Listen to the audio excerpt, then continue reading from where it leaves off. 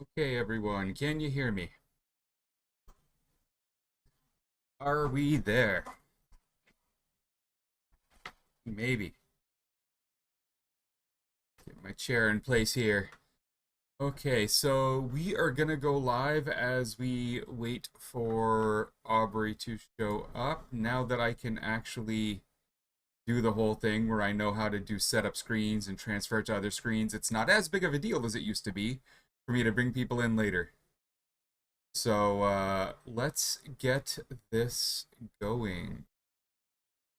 All right, I did no testing of where I set my camera this time, so this should be fun. Let's see. And there I am. I exist and I'm alone. We haven't done one of these since early on. We haven't had just me on the big screen one for a while.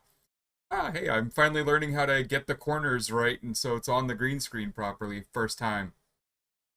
Okay. Um Yeah, I don't know. You might be able to see from my eyes. I'm not sleeping well the last few days.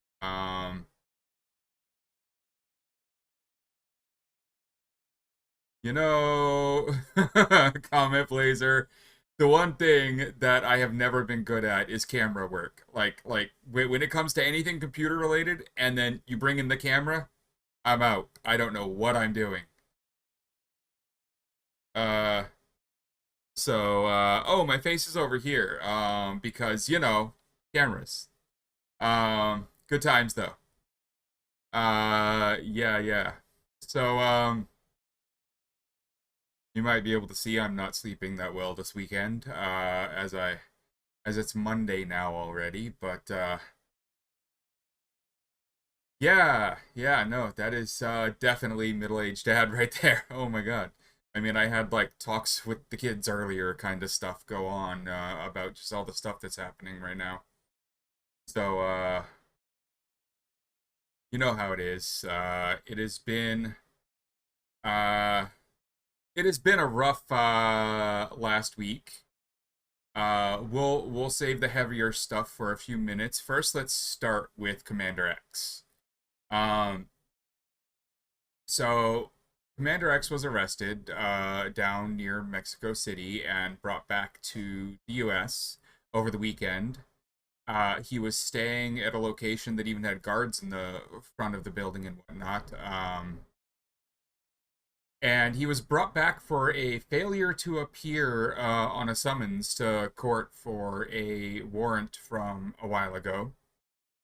And it's kind of funny that just a simple failure to appear on a shitty squatting case from a while ago is what is made America go all the way down there and grab him and bring him back. There's a lot of interesting pieces to the case, but I wanna say this: there's a lot of people around here and other places where, especially long-term anons are, that have always questioned X's efficacy. How much did he really get done? Was he really in places that he claims to have been? And all I've got to really say on that is, we've had these talks, and there's a documentary, The Face of Anonymous, out where it gets talked about a little more. Um, all of that is irrelevant to what happened now. The way to look at this is similar to the way you might want to look at Julian Assange at the moment if you think he turned into some kind of egomaniacal maniac at the end. It doesn't matter if that's what you think. Do you think that someone who did the work that was done should be charged under the Espionage Act and forced all the way through all of these systems and all of this detention? No, I hope you don't, because they shouldn't, no matter who they are. In that same regard, with Commander X, you have to look at it as an American who thinks they were doing the right thing and did put in a lot of time on projects, who then felt that they needed to leave the country under pressure from the law, who got refugee status in another country, had actual refugee status, while awaiting asylum status with an immigration lawyer working the asylum case. Um, the U.S. government just went down and took them while they had refugee status and brought them back here. And I think, whether you like X or not is irrelevant. I've heard from so many people since I've been talking about this about who gives a. Well, I give a fuck because it doesn't matter that it's X. For the friends of X, it does, and that's great. And I'm really hopeful that they're there for him because he needs it. But the problem here is that the U.S. government went and grabbed someone who was a refugee in another country who had been given status and was fighting for asylum. And we can't live in a world where the precedent is set that our government can do this. Now, the Mexican government did not. We're still trying to figure out a lot of the facts around what the Mexican government's involvement was, because it worked out like this. Two Mexican military dressed police showed up and asked the landlord for him. Landlady, she said, you can't have him without a warrant. They left. A person from the U.S. Embassy came, talked to the guard at the place, convinced them that this is just going to happen no matter what, with, it seems, a gun on them, and went and took him away. And the thing that, again, that we just have to care about here is U.S. citizen, does what they believe to be really good work in the activist space, some of it with people who have been arrested and thrown in prison, thinks for their own life they need to leave the country, and then the U.S. government goes after them even though they have refugee status in that country while awaiting actual proper asylum status. That's what we can't allow. That's what we can't let be normalized. That's the precedent we don't want to see. So I want to make it clear to people that, like, I understand people who love X and I understand people who don't. I don't care. That's not the point. The point is this status, this precedent. We need to make sure that it isn't set. So as we learn more about what's going on here, we'll say more. X's sister is on Twitter, and what we've learned, what people have learned in private conversations with her, is that she is going to be able to talk to Christopher tomorrow morning, and we will learn a lot more at that point about what's actually going on. In the end, you have to look at this from was he one of ours? Did he wear the mask, and did he do it with good intent? Was he ever working against us? I mean, in the end, he's one of ours. It doesn't matter what your personal opinions are about the actual things he got done. Like, one of the things I was told, like, oh, all those websites he used to build were ugly. Well, so what if they were ugly? Was he getting shit done? He was trying his best, and that's actually how this works. Everyone trying their best. So it doesn't matter. It just doesn't matter. What matters is he was, in the end, one of us. That's where we are. And so I'm going to be sharing the information as it happens.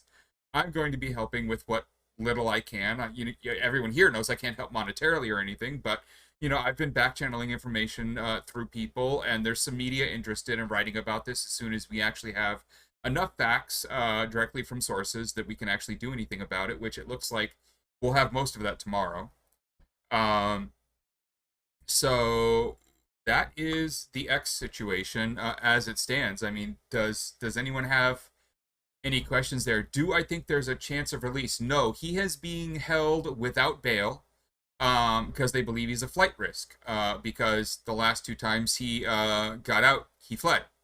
And I'm just going to say this right now. I don't like the whole bail system, the whole system, in fact. I mean, let's be real. Abolish it all. God damn it. But it's not like he's not a flight risk. I mean, that's all he's done every time they've released him. So I at least understand why they're holding him. I understand what precedent he's set. But still, fuck them. He has no bail. He is not going to be released until this is solved. So his arraignment is tomorrow morning in front of a judge after, I believe, after he gets to talk to his sister. So I believe she'll talk to him beforehand. Yeah, I mean, the bail system let Chauvin, and it let Rittenhouse, it let everyone else out, but not for the stuff we do. So, lawyers. Now, if you guys want to follow more about that type of stuff, there is a Twitter handle. It is FreeCommanderX with an underscore at the end, because the other one was taken from last time this was needed, and the person who runs it isn't around right now, so they've made a second one with the underscore at the end, free commander X underscore. And that one is talking all about this stuff. When it comes to any fundraising that might need to happen for that's all going down right now. As of tomorrow, it's going to be a public defender, just because of the speed at which this all happened and it happening over a weekend. There are some lawyers in California who are being talked to. Some have already said they can't pro bono this one. Just, there's rules at a lot of firms about how much time they're allowed to give pro bono during the year. I think it's like called 20% time or something like that. I don't fully understand that. That's how it worked when I got my pro bono lawyer against Scientology way back when. She had told me she was working her 20% time for me. So, yay, thank you for that. But there are people talking about finding a lawyer that can actually give the time for this, and getting some funds together for it. It'll all be announced on the Free Commander X underscore at Twitter there. The Anonymous Fights Back people, Slow News Day people, all of them, they are working this one loud every day. So if you want to go see what they're doing about it, whether that's your thing or not. I was on their show a week ago. Sometimes we disagree a little politically, but that's not the point. Again, are we all really still fighting towards the same major end goals? I think so. So I would be following them too, but that Free Commander X underscore is where you're going to find the information on lawyer stuff and everything else going forward, and any fundraising or anything else that needs to happen. I will of course be talking. I mean, I don't know, Cox Enormous. I don't think anyone wants me to have an OnlyFans. I'm throwing that out there that I don't believe it. So I don't think we're doing that. Whew. Um, okay, so yeah. Hmm.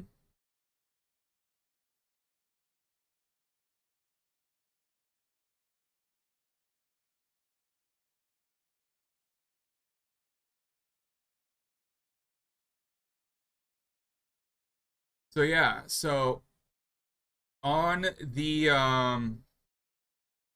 yeah, exactly. Everyone left. We're there. On the situation with government, it is timing is really interesting. That a documentary comes out with X, with Barrett, with a bunch of people in it, and within weeks on both sides of it, Barrett and X are attempted taken by the U.S. government, and X is actually got, and Barrett isn't. And it's definitely strange. Yeah, chat is a little delayed for some people right now, but I don't have slow chat or anything on, so who knows? But if anyone wants to go watch the documentary, it's named The Face of Anonymous. So yeah. Still no connection from our boy Kurt here, but the viewer count just popped up, so I'm guessing Kurt is nearby at this point. Um, the stuff is coming together. I complete pass everybody. By the way, again, you got to remember that it was like a day ago that Kurt rolled over an ATV and went to the hospital in pain and is having trouble breathing. So the first thing I asked him this morning was, "Are you even up for this?" And I was told absolutely. And what was I even thinking? So hey, here we are. Uh, the documentary there, it was you can get it on Hot Docs, hotdocs.ca. Yeah, everyone start the Kurt summoning dance. So the best news today is, and after days on end of me receiving nothing but bad news and having to do a lot of hard work, the best news today is Reality Winner was released to a halfway house. It's honestly a lot earlier than we all thought would happen. Um, a lot sooner, like years, in fact. Just didn't realize that good time was even going to be a thing, no matter how good she actually was. A lot of times they just don't give you your good time, even if you are good. And I could see them being that petty with someone they consider this kind of whistleblower. She should have been out a long time ago. This is 4 years late, but it's better than 2 or 3 years from now, right? So there are good people around her. As of tonight, there are people that we all know, even that are going to get to have conversations with her and kind of, help move forward on whatever the journey happens to be. She will be much better protected at this point going forward. There are good people in her circle now, and I got to have a conversation with one of them earlier, who is talking to her just like a couple hours now. Yeah, again, out, but not all the way out. In a halfway house. We know how this goes. I think most of us in here at this point have seen this story now play out many times over the last decade. But it is a really good step. It's a little more freedom, and it means the process is on the way.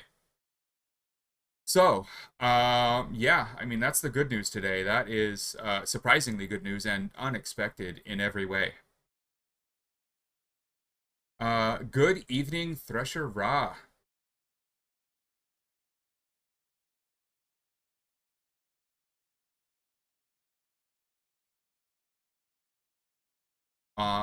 Public updates on what until me?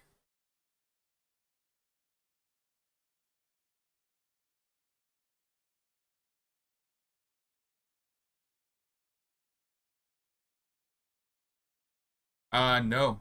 No public updates yet there. Kurt might have something to say when he gets here, but I'm not going to step on that. It will be better informed and closer to the source.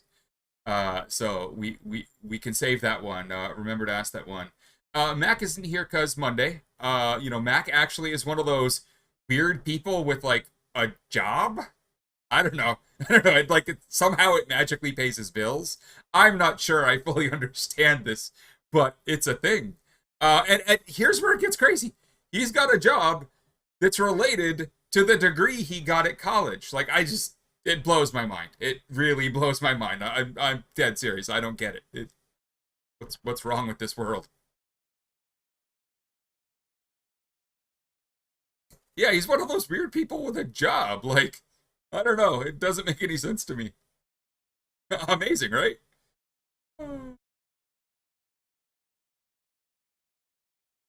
Right? Um, yeah, so whew, okay. I know. Well, I mean, college degree in biology, someone who's really good at like the one thing that I don't know if you guys have noticed about him when he does chime in on our various talks when Mac is, really vocal, it's usually about detail, right? The guy, man, I will tell you, you need a Mac in your life because I just don't know how better to say this, but let's say you've got a spreadsheet. And for various reasons, we've all used them in the past. I don't care if you're some gamer just like building up information you need for your characters or whatever, or if you're literally doing this for a job, you got a spreadsheet. And it needs 6,000 more lines of shit added to it and calculate it out and figure it out and blah, blah, blah. What do? You look at it like, God damn it, this is work. You stand up, you procrastinate, you go get a snack. You're like me, right? Yeah, Mac just puts his head down and starts working. No words, no procrastination, and is done faster than anyone I can believe. No complaints. I mean, it's the best having him around. Like, I've tried very, very much to have conversations about it where I tell him to tell me if, like, my giving him work like that to do when we both need something done is, like, me abusing him. And he's like, no, I like doing this. And we go, okay. I mean, it's not me. So I'm very glad he's around because I'd have a lot of things that I didn't finish because it ain't work I want to do, you know? He is a rare breed and a really good complement to all the stuff that we do. Um, I love Mac. He's an amazing person. I really do enjoy his company. I'm glad he's been around for all this time. Um, yeah, Masters. Yeah, definitely who you knew, right? So, I'm kind of procrastinating during this episode too. As we all know, my good friend, one of my best friends, died a little more than a week ago now, and we found out about it a few days ago. Kevin Gallagher, for people who don't know, was ageis, Agies on Twitter, and this is this is Kevin. You might be able to tell by that laptop and the stickers on it just where Kevin's head was.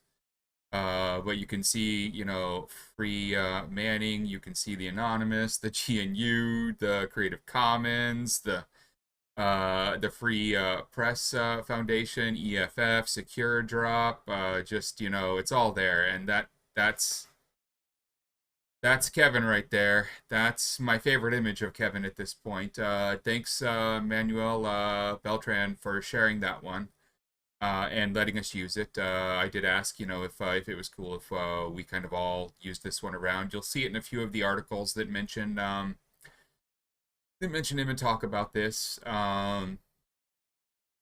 This was DuckDuckGo's. Yeah, I mean, it's just you can really see who Kevin is in that image. And I want to talk a little about Kevin simply because he was always there for us, and in the end, I don't think a lot of us were there enough for him.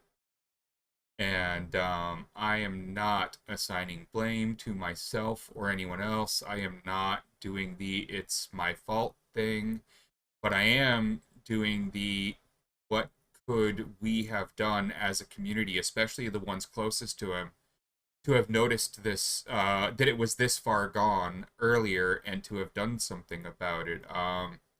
There were many of us out here in the Boston area where he's originally from Massachusetts, who were trying hard to convince him to come back. I mean, every month for the last year to get him back over here, where he had us, he had family. His family's right out here. His brother lives a mile from me, like not even a mile. Like we met up yesterday at a local tavern, me and the brother, for the first time ever, because the family really didn't know a lot about the activism that Kevin was doing.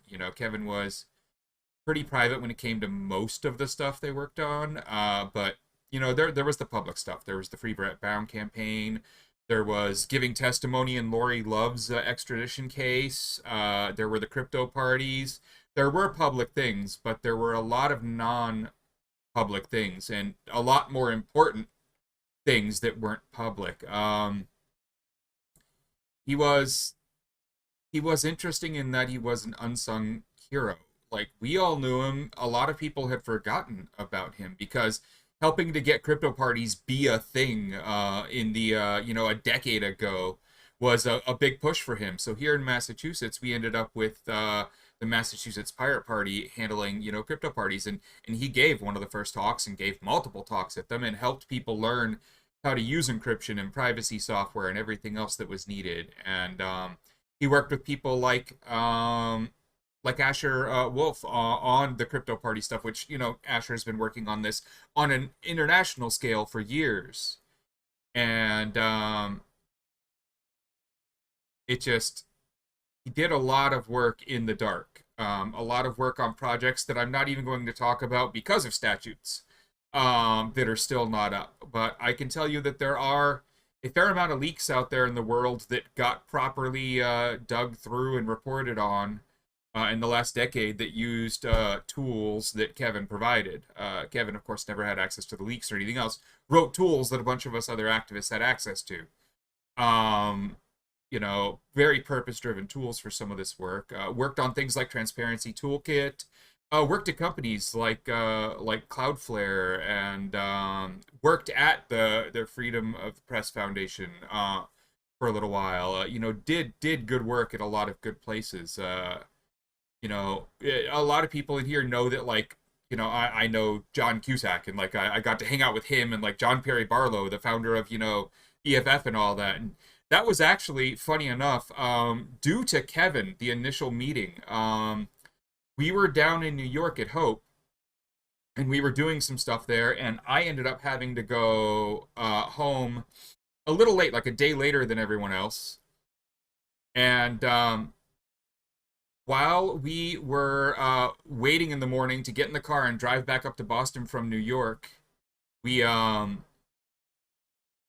we got a call. Me and my wife. We got a call from Kevin saying he was currently with John Perry Barlow, and that John Cusack was about to show up, and that they wanted me to come over and hang out.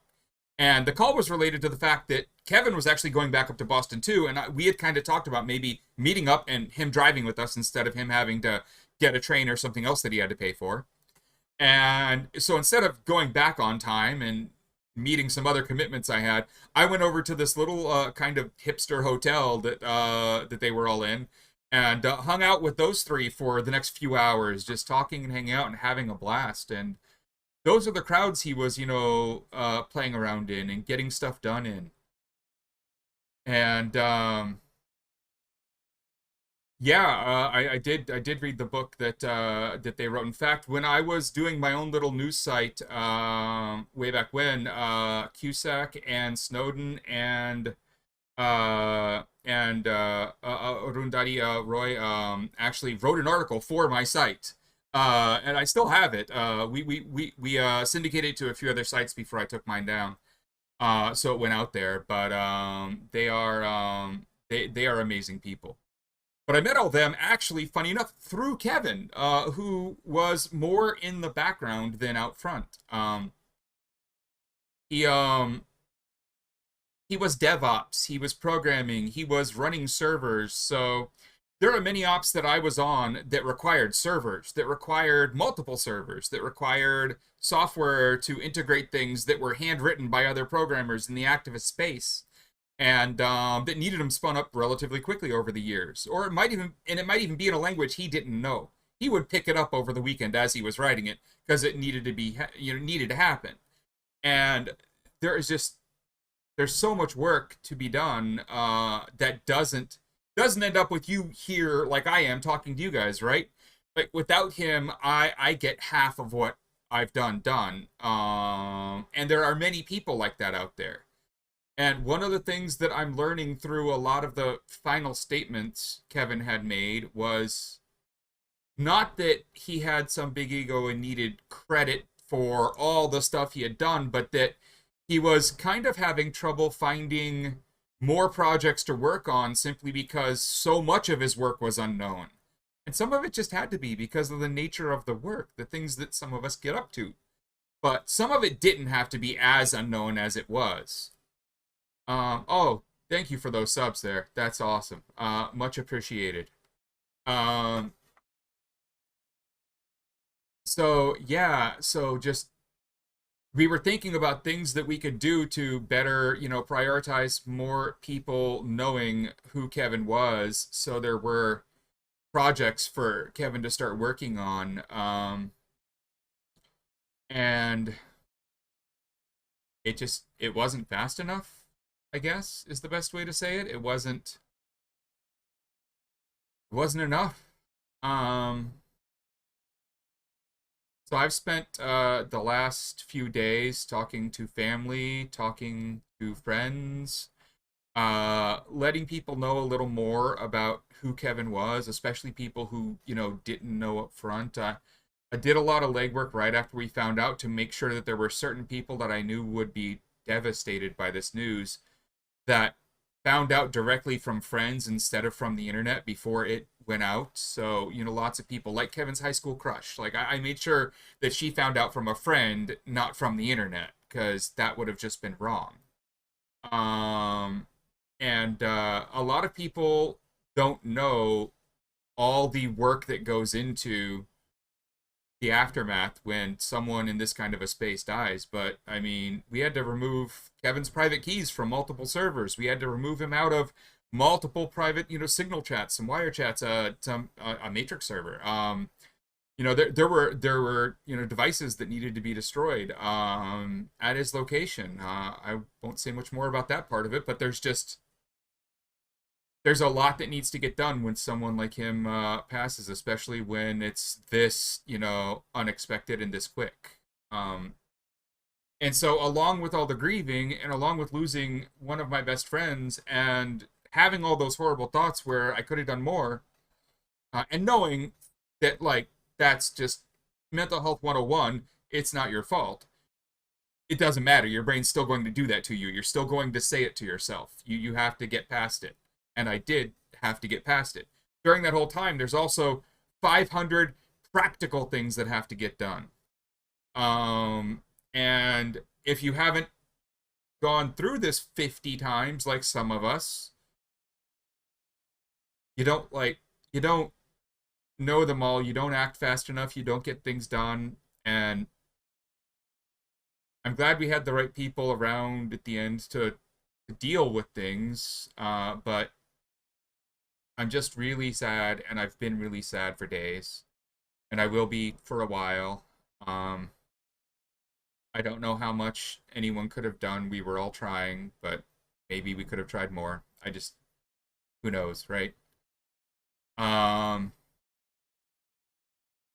yeah, it's a tough one. It's gonna weigh on me for a long time. You know, one of the big things that always struck me about Kevin was his willingness to step up in a time of need. I was Life was on top of me in a way that meant I didn't have 5 minutes to spare. I didn't have 10 minutes. I mean, if I had not been focused on a few things, um, homelessness was around the corner in these few months just because of a bunch of other stuff that stacked up, and then the need for the Free Barrett Brown campaign appeared, and being that Barrett is especially at that point, but even now, one of my best friends in the absolute world, someone who I trust with my life. And me being the organizational type among a lot of our friends, I knew that it was going to fall on me to deal with starting this organization, managing this, getting people together. And as I'm trying to get this all together in my head, whilst in the spare few minutes I have available, Kevin Gallagher shows up out of nowhere.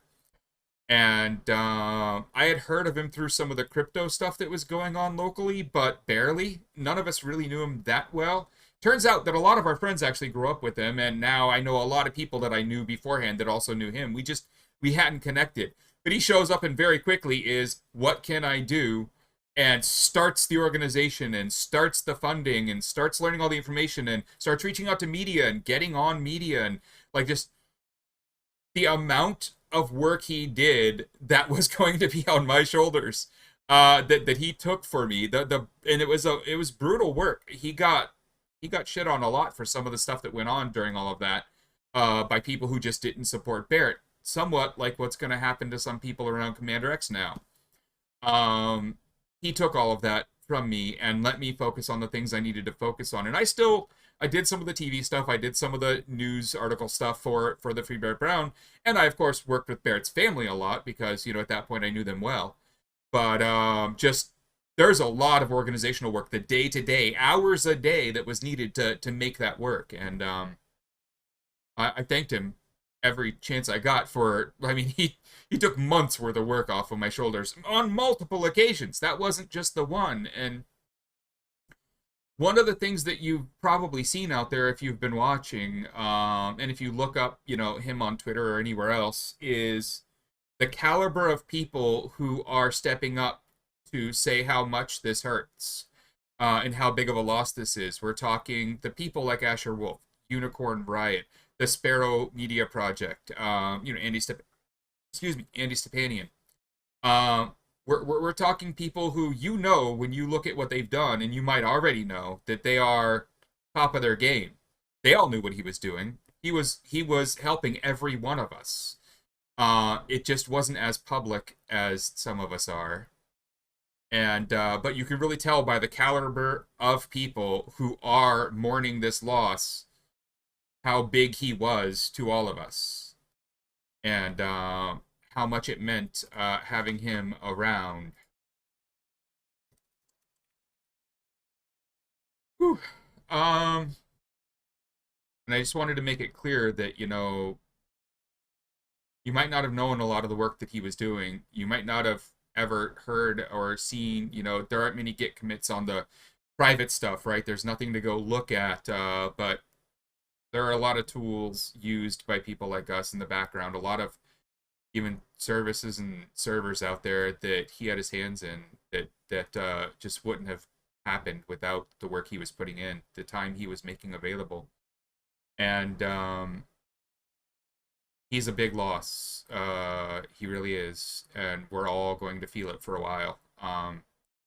Irreplaceable skills beyond just the friendship. There are skills there that it's going to take a while, because you don't just need someone who, say, knows Ansible and Kubernetes and all these other, high-end DevOps tools as well as he did.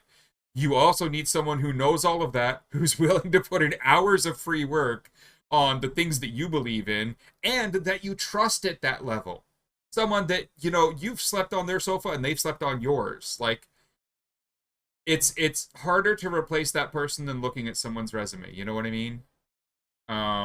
In terms of the work, in terms of the load he took off of everyone's shoulders. Um, we're feeling it from every front. And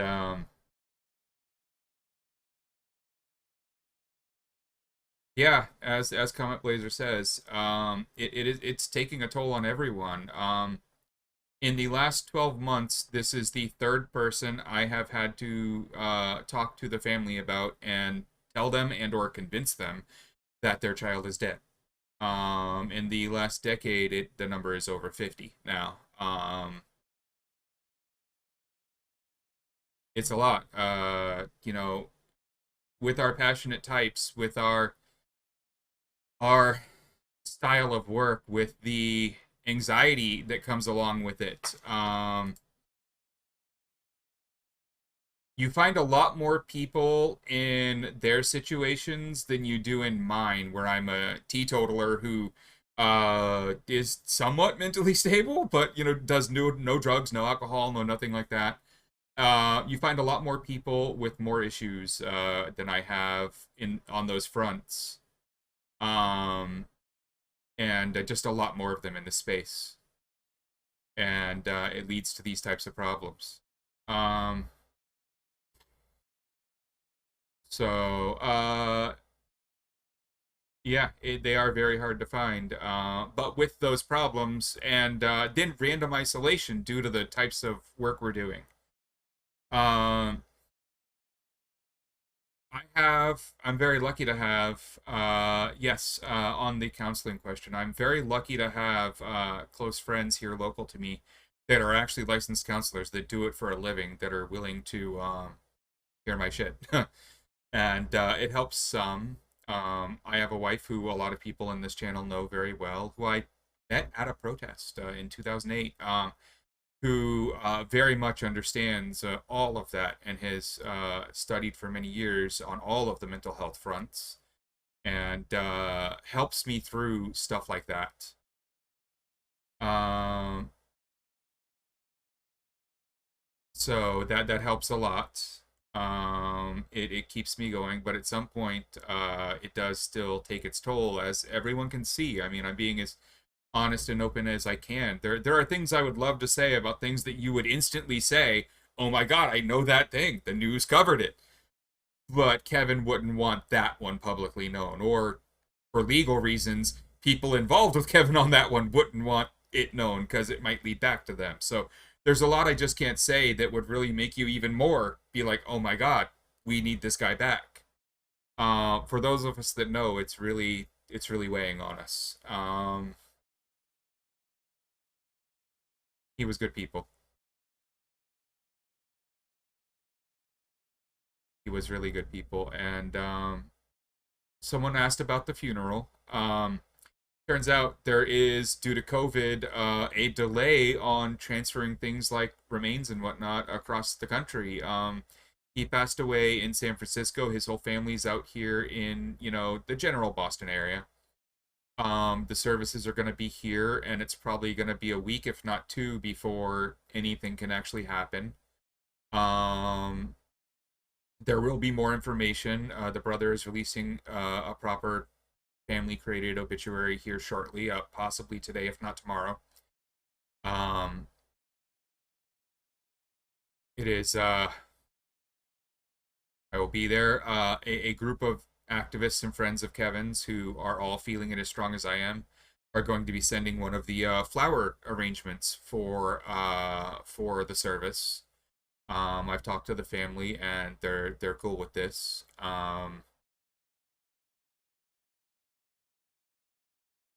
That is where we are. I don't know. I think one of the things that we need to do as a community is start to notice these moments a little sooner.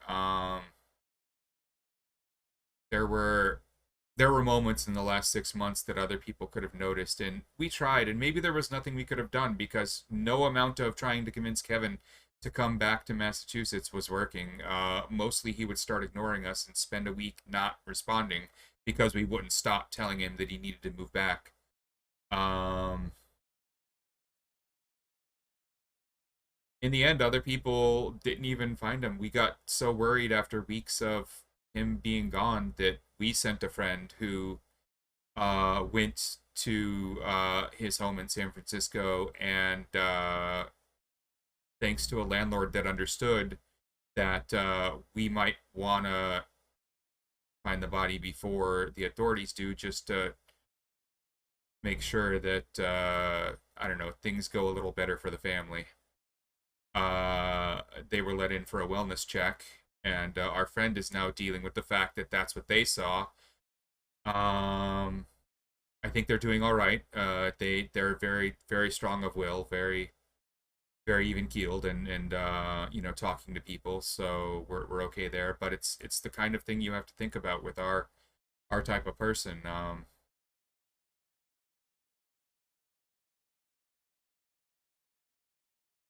Yeah. Um, the one thing I would say, if any of you are out there and you run into this situation, and people like me who have sadly a lot of experience with this,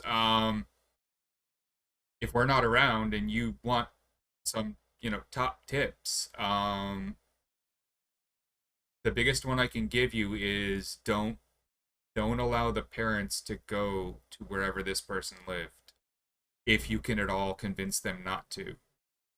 There are companies you can hire that do very specialized cleanup for these events. They exist in every major city. You'll usually find them under crime scene cleanup, but they also handle all of this. They'll list all their services. Do your best to make sure the parents remember the last time they saw their son was, or their daughter, or whoever. You know, do your best to make sure that it is that last scene that they remember and not whatever the home looks like right now, because you don't want that to be the thing that they remember and that they can't unsee. So that's one of the things we've learned through this, through these years, and I think it's surprisingly one of the more important things you can do for the family is just convince them that they need to hire someone else to clean up the house or the apartment or the whatever. Um, yes, Op Mental Health has a Discord, and I would recommend that anyone feels the need at any time, please go join, talk. It is not a sign of weakness. I know, right? Dan's like, before I got involved in the serious activism community and started doing a lot of the stuff where this became my normal every year, I didn't know about these types of things either. But now I've got a mountain of experience with it, and I've lost too many people. It sucks. It sucks a lot. But what I would say is, one, not going to stop. We're all human, and the type of people that can really dedicate themselves to our types of movements, there is going to be a percentage of them that make up these people who do have dark places in their minds that they end up in, and we're never going to not have this happening. But we can do a lot more to help with mental health. We can do a lot more to spread the idea that talking about it is okay. We can do a lot more to encourage these things. Um, needing assistance from others is not a weakness. I have on many occasions needed help, and I have learned, although it is still even tough for me, I have learned to reach out. You can ask some people who are here in chat. They will know because they are the ones I've reached out to before. Um, yeah, I would say that I'm here. This happens again, and it happens to not be someone that I know, and it's literally the minute someone has been discovered and you are there and you're in whatever in group it is that this happens to be a person from, and you need to understand what might be the next few steps. By all means, reach out. Do it persistently. If I don't respond on Twitter, hop on the Discord. If I don't respond there, my email address is g@0v.org. It's a 2-character domain, 0v.org. g@0v.org. Please, maybe that'll hit me. Whatever to get to me. I will offer what assistance I can, what knowledge I have at that point. Yeah. Is Mike Vitale still living the good life? He is. Mike is still doing well down there. Still has a good group of friends around. A lot of the old New York Anons, they are still doing well down there. Still having their brand of fun. Kurt has not come up for air yet. So we do not have Kurt around yet. So I need a short little break for two reasons. One, I'm gonna go wipe my eyes. Two, the pizza just showed up and I need to eat. And maybe Kurt shows up in a minute, so I'm gonna put this on break, get the restroom in, get a drink, go grab the pizza. I will be back for all the other stuff we're gonna talk about tonight and maybe some questions in a few minutes. All right, everyone?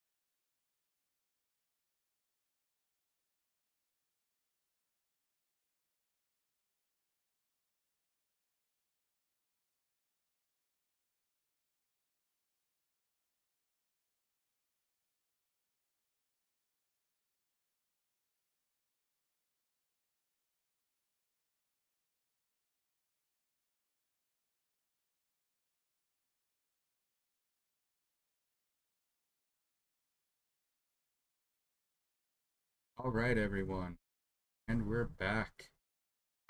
Uh, Indeed, I think ads rolled. I don't know. I hit the button.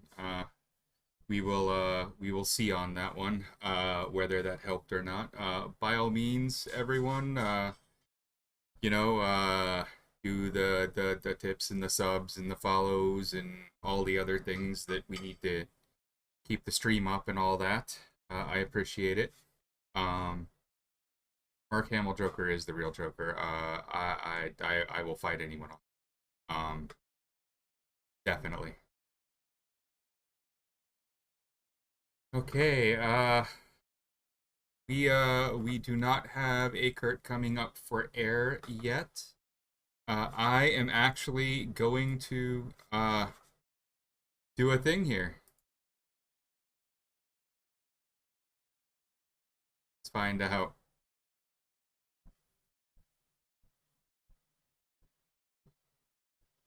At this point we're a little long in. You alive?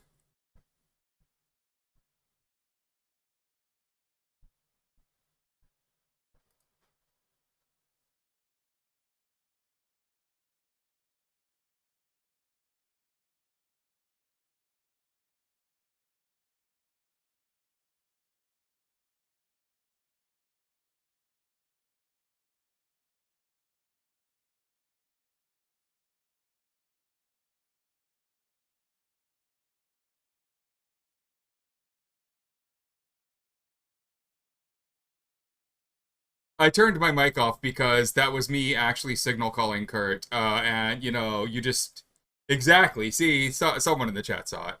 I'm not going to out Kurt too hardcore, but might have fallen asleep. Just gonna throw that out there. And I would not hold that against someone who just flipped a damn ATV and you know, might still be feeling it a whole lot. Um yeah, there you go. As for the Mark Hamill and Skeletor, the first thing, literally the first thing I said to anyone when they told me about this trailer for the new He-Man series was, if Mark Hamill isn't in it, they haven't hired good voice talent. So I was very happy that happened. Because how are you gonna have a good high level cartoon at this point, like with good production value and good budgets, and not have Mark Hamill in it? I don't know. I don't know how that fits the theme of today's show, but then have we ever really like stuck to a theme? Yeah, so everyone, I mean, again, the we'll end the Kevin part of this on the note that there are a lot of people out there doing that background work. And when you notice someone in your private chats, be them Matrix servers, Signal groups, Wire groups, I really don't care. Session, I really don't care where these chats are or what you're working on. I don't care if it's just you and your friends have an online D&D game, or, you know, you guys are leaking the next Pentagon papers. You know, who cares, right? Whatever you're doing, when you notice someone who doesn't normally get noticed by everyone else starting to feel it, and starting to feel a little ignored, make sure that you pay attention. Make sure that you talk to them. Make sure that you help. I don't know how you're supposed to notice it. Obviously, we didn't do a good enough job, but again, I understand the it's not your fault argument and all of that. Yeah, Kevin made a powerful impact, and I will just I can only say that, you know, for those who didn't know Kevin and didn't know all of what he did, again, just look at the caliber of people out there tweeting about it and putting out messages and putting out their own personal love for Kevin, and you will see the caliber of people that he actually impacted. He's one of those people, when you hear a bunch of musicians say, these are all the artists that, you know, inspired me, and you find that one artist that somehow inspired half of the musicians you love, and you've never heard of this artist, and neither has anyone else, and they never had a platinum record. He's like that guy.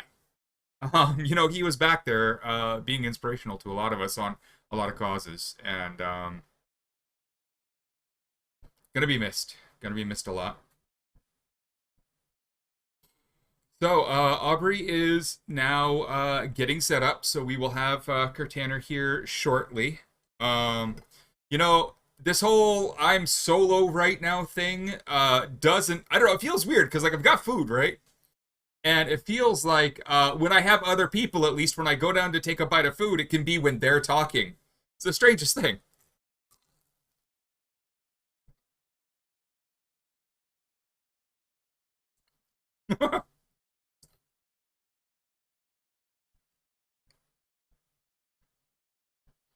Is this a show type? Watching people eat?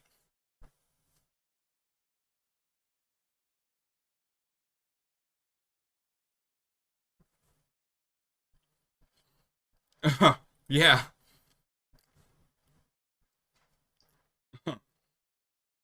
Their pineapple does not go on pizza. I will cut you. Okay. Um,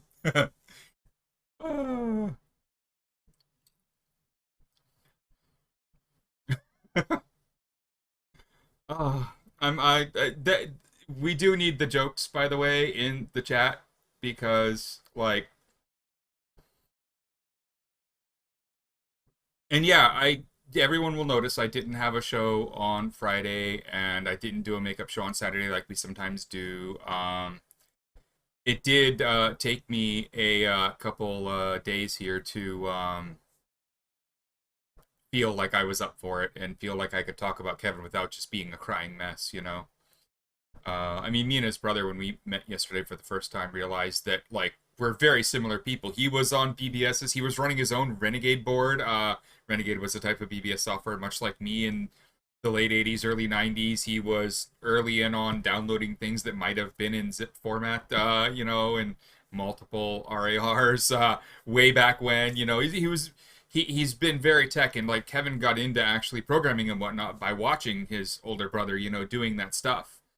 And it turns out he lives a mile from me. And if we had met each other just not even through Kevin, probably years ago, we would probably be pretty good friends. Uh, so I think Kevin would want us to know each other, and we're gonna see if this is a friendship that works, even if this is how it came together. You know what I loved about WWIV?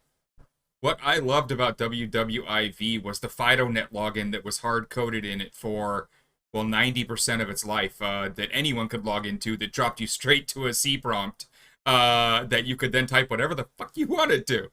That was my favorite thing about WWIV. Because for some reason, WWIV coded its FidoNet support in a way where the other end would call in, log in, drop to the command prompt, and then, like, type out commands to run the Fido client that would then connect and talk to each other. And of course, we decompiled the thing, and we got down to you know, being able to figure out the password, and we could just, you know, delete everything on your C drive that wasn't currently resident in memory and locked in some way. Uh, yeah, you could remove it, but most people didn't because they didn't understand that it was there. Um, so I mean, one person did write a script that included ToneLoke, the war dialer, which very similar to the war dialer used in war games. Like, it would just call and figure out what the other end was and hang up and did it, you know, grab banners and things like that. That would just literally try and see, was this a WWIV based BBS, and if I got a C prompt, I'm deleting everything. That was I mean, I hate myself for it, but that was really entertaining to watch run. It was.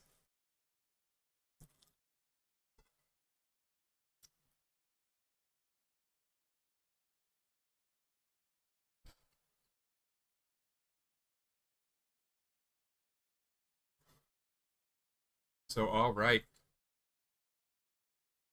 I think at the very least we're gonna have another, like, 3 hour stream here because Kurt will show up here soon, an hour and a half in, and yeah, there we go.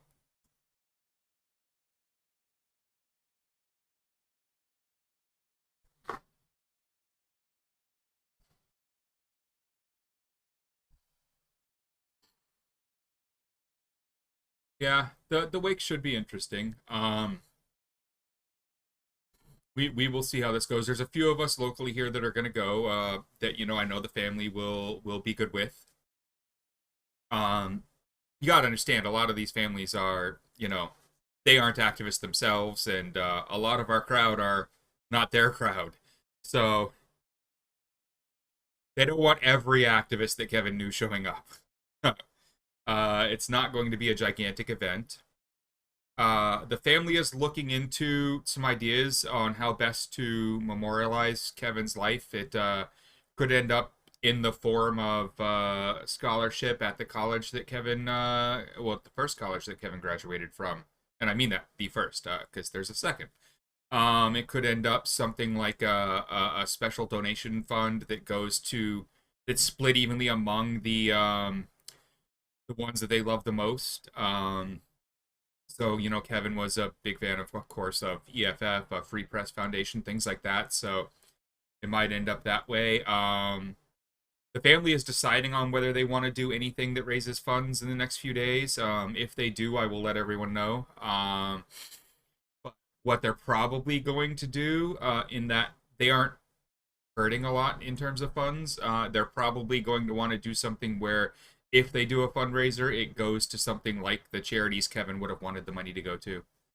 They aren't, super wealthy or anything, but they aren't going to die if they don't get a little help here. So I think they're going to try and do what they think Kevin would want to do with any funds that are raised. And I can appreciate that. We will see how that goes, although they might need a little support. I mean, this is cross country. This is hiring companies in other states. This is moving remains.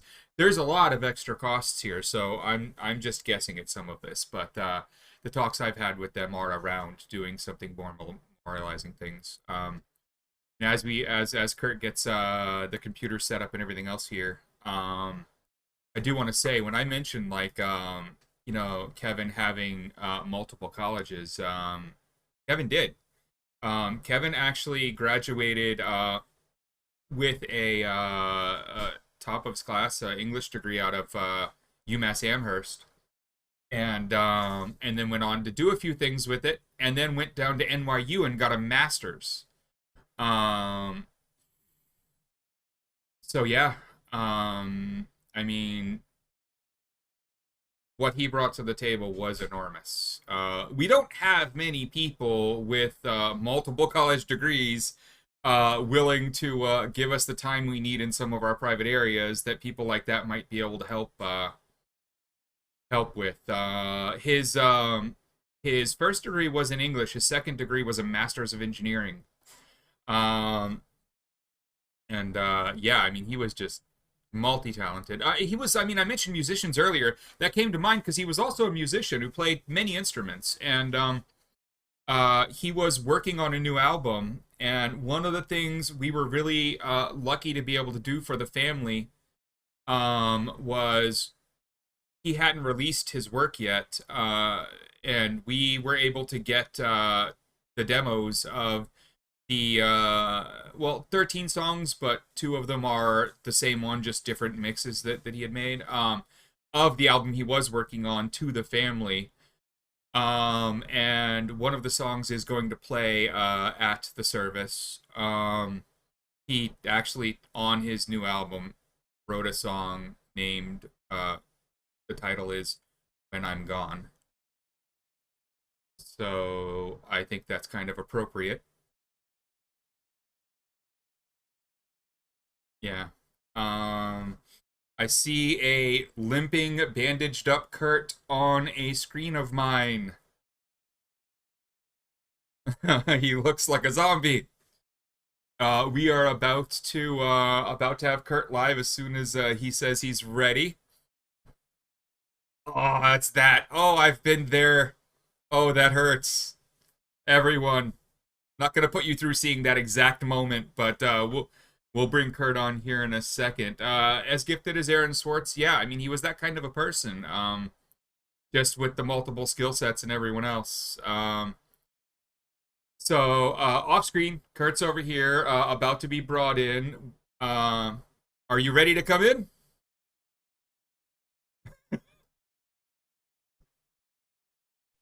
All right, everybody. Let's get this up and going here. Gonna hide my self view. There is a Kurt and ta-da!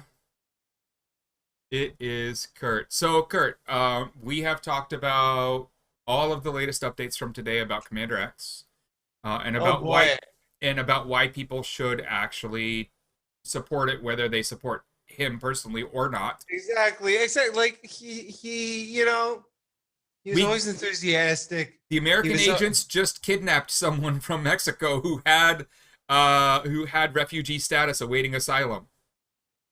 I mean, if you want that to be your new norm, then don't support this. However, if the U.S. agents kidnapping someone from a foreign country who was seeking asylum and had already been given refugee status is something that you disagree with, which you should, uh, yes. then fight for this one. Okay? Yeah, exactly. Yeah. Yeah. I'm sure you guys can hear. Kurt is in a lot of pain. Kurt flipped an ATV. Ah, Um, that is how we have ended up here. yeah. I will say, let me get I say Kurt flipped an ATV. I want to make it clear that I'm not trying to imply that Kurt was doing some stunt and did this on purpose. Kurt was attempting to ride an ATV like every other human attempts to ride an ATV. It just happened to flip, which is a thing that why happens with the ATVs. So, fuck is my dog barking right now? Literally all day. All day. The first time. I'm not even gonna check. If there's someone at my door, they can. Oh, I don't want to check out my window. This is gonna be painful. Oh, this is the fuck. thing that I just watched, everybody. That I said, Ah, oh, oh. God. I will show you. I will show y'all some photos in a minute here. yeah, yeah. I was hoping you Oh, would pull some of that up. oh, fuck. Okay. So, Oh, my I fucking lighting. I would like Oh, to make another thing very clear here. Before ever posting about the fact that me and Kurt were going to do a show tonight, I did reach out to Kurt and make sure that like Kurt was in good enough condition in his own mind that he thought I, this was a good I move. took painkillers and took a nap, and I overslept by an hour. Don't mind me. And everyone's fine with it. We talked about Commander X, we talked about Kevin Gallagher. We got a lot of that through. On the Kevin side, I did a lot of talking about identifying the mental health issues, talking about it, all that type stuff. You pulled out your phone? You called me live, didn't you? You could ask chat. I turned off the volume so they couldn't hear the phone call. Uh, Okay. but they were starting to worry, and I could tell by the tone of some of the conversations. I was like, no, he'll be here. Uh, Fine. I'll go call him. I did turn the volume off. okay. But Okay. here, you can I sit. was just curious. Now that you're here, you can start to tell the fun tale of that while I eat my food. Oh yeah. Okay. So, Let me just pull up. Let me pull up some footage here. Also, it's just great because supposed to be looking at places to live because I got to be out of here in 2 weeks. oh, you're in great condition to climb up and down stairs and all kinds of other stuff. Like, Ah ah. yeah. Oh yeah. Oh, it's fucking choice. Oh. Oh god. Okay. Well, first let me fucking tweet that I actually like made it to. Okay. Do all the requisite stuff that I would normally be. Oh It was a fuck. barrel roll. He did do a Yeah. barrel roll in real life on an ATV, and it did land on him. Yeah. Yes. And for everyone who didn't look at the pictures yet, on Twitter and whatnot, Kurt was wearing a helmet. He was doing everything right. He was out with Hot Medic, and Hot Medic is the kind of person who knows how to do this right. So He's an helmets, actual. I was out with an actual field medic, so it yeah, could have been a lot worse. like helmets were in place. Like everything was done as best as it could be. This type of an accident can be far worse than it was. Nothing major is broken. You're just Yeah. bruised from head to tail. You are all the way down to the bottom of it. Your ankles are, I'm sure, twisted but not totally broken. Like Yeah, you yeah. have So, everything that could come from it, right? Other than okay, like yeah, yeah. a Okay, break. I am going to hook up my phone here as a video device so that I don't have to do any more work to pull photos off of here. I can just flip, flip, flip. That's the easy thing to do. No, no, no. Fuck you. That Fuck was the you. first thing that I thought too. St. J. Graves there. Um, I flipped an ATV twice in my life. One of them was because I was dumb, and even long after they stopped selling the three-wheel Hondas, I was still riding one. Um, my bad. Um, I cracked a rib on that one. Um, Oh, whoops, that's Discord. You all don't want to but see General Discord. 420 Chan. Yeah. There you go. Look at that. You are getting a look at a hacker's phone. Help, you shouldn't be doing that. Yeah. Yeah, exactly. That's why I said it. So you might. Don't worry, Uh, it's not my burner. Wait, exactly. The that's Honda actually Odyssey. Oh my wait, god. worry, shit. Fuck. Okay. All right. You can tell I'm just completely fucking out of it. Anyway. Yeah. Um. So you're All right. alive. You went straight to the hospital afterward like a smart boy. You did all the things correctly. It just Uh did what huh. it does sometimes. An ATV rolled over on you. It happens. Yep. Okay. So I'm gonna put my phone behind. Oh wait, studio mode that exists. it does. It does. That's how I Okay. brought you in. Yeah. Right. Right. I know what I'm doing. Okay. Studio Forty-three mode. thousand seven hundred and forty-seven unread emails. Yeah. Shut You're up. found out. You're found out. Yeah. Imagine how many of them are spam and stuff. It's great. Right? Oh man. Uh. uh Yeah, perks will do that.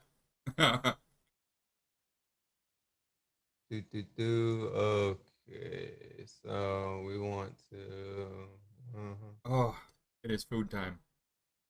Yeah, you food. I'm going to be fussing a little bit here with what thing.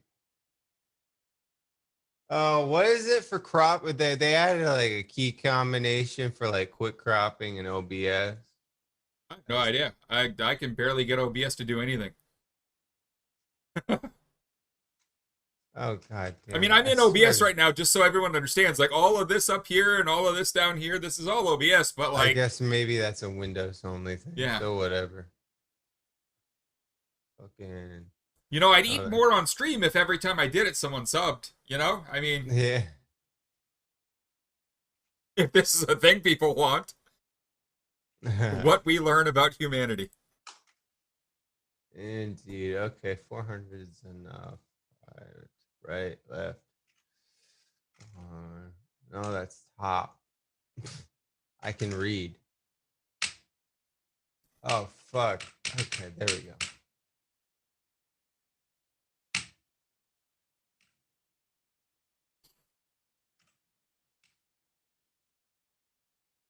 The interesting thing on Mac OS, you just plug in your phone. Just plug in your fucking phone. And there's a video device. It threw me for a loop the first couple of times I learned that one. Hmm. I don't know if it's like that on Windows. It's like that on Mac OS. Tell you what. Yeah, this right here that you guys are watching me on, that's my iPhone. Got a Mm-hmm. 4K camera on the back. I'm not buying some Sony A7 or anything else when I've already got a 4K camera. Okay. Exit studio. Now I'll take one if someone wants to send me one because I keep getting text messages and shit during the show, and I'm wondering. Do. Okay. So So I was having some fun, I was trying to relax and you were shit. outdoors where people like you need to get more often.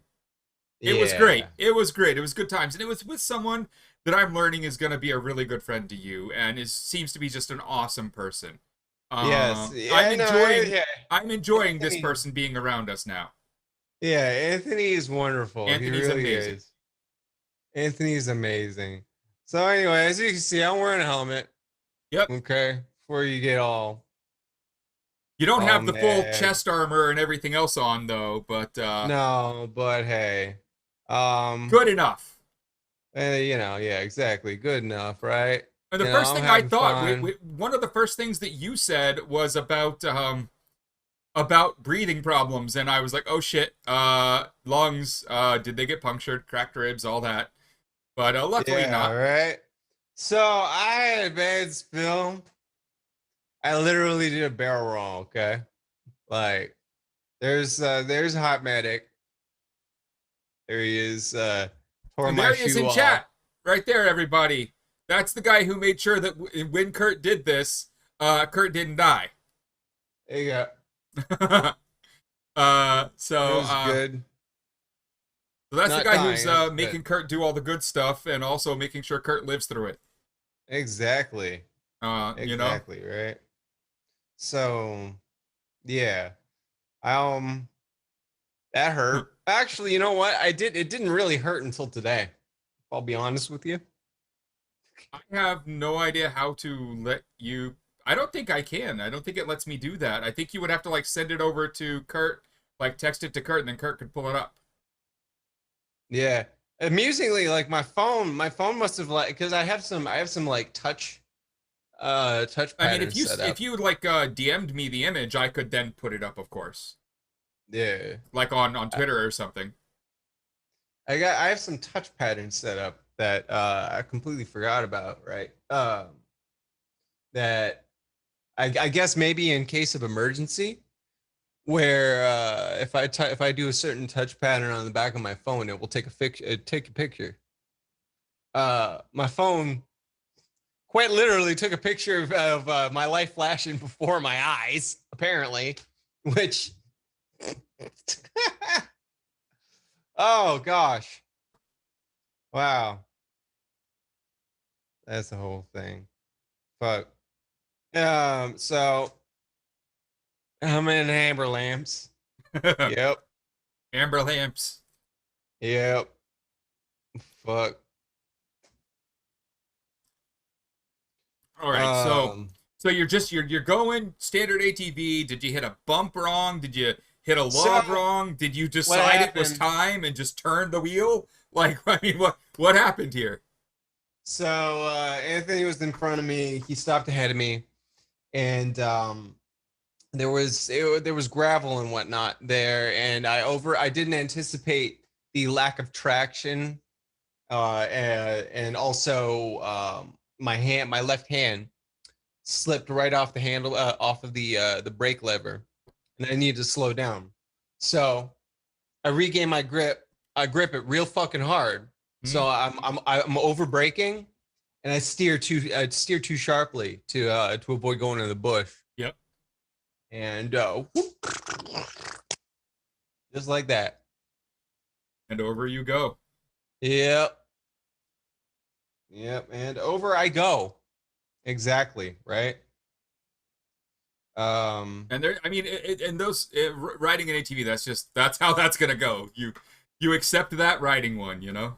exactly. Like you know, something might go bad pretty much every time, as people have told me, and I already jokingly tweeted. I was like, "So when are we going riding again?" And everybody's saying I'm absolutely fucking insane. But Absolutely not. If you don't get right back out there, then you know you let it set in that you shouldn't get right back out there, and that's exactly, just you fucking don't do stupid. that.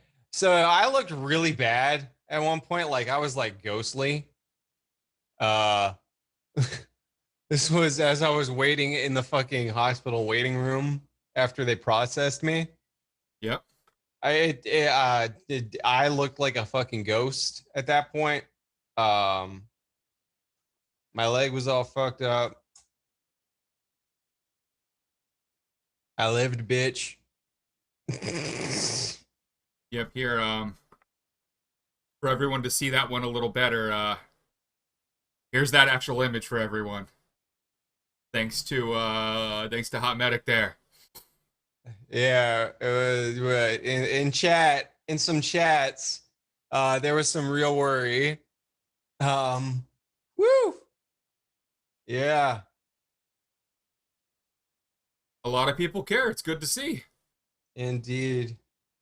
And yeah, let's get a fucking double image here and fucking.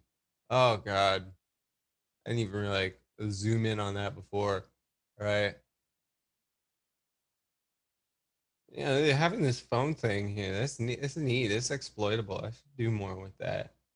That's cool. Here is Um, another one for everyone to see.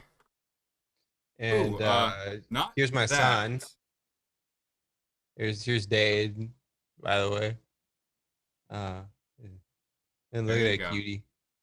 There you go.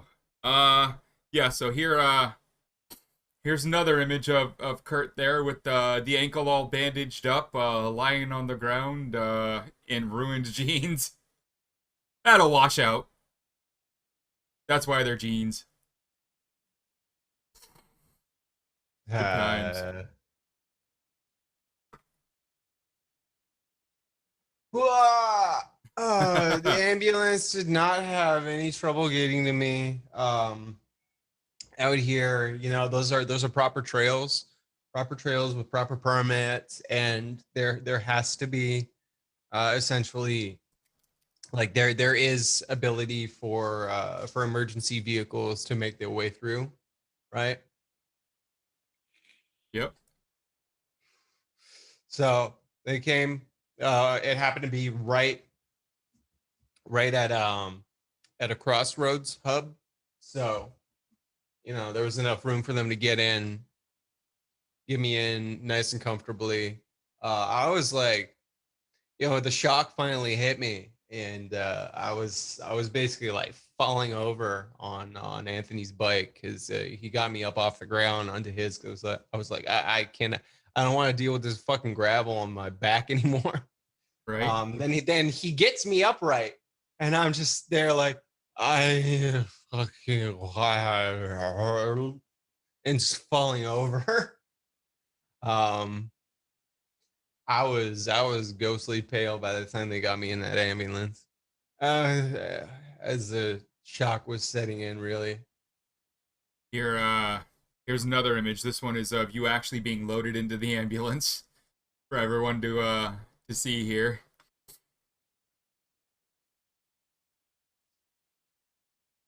Helmet and shoes on the ground. Yeah, there's helmet, there's my gloves, there's a radio, there's a shoe, there's they're both shoes actually. There's a belt that they thought came off of the ATV, but was actually a spare, so that was good. Um, Yep, there we go. Yeah, so you had a weekend.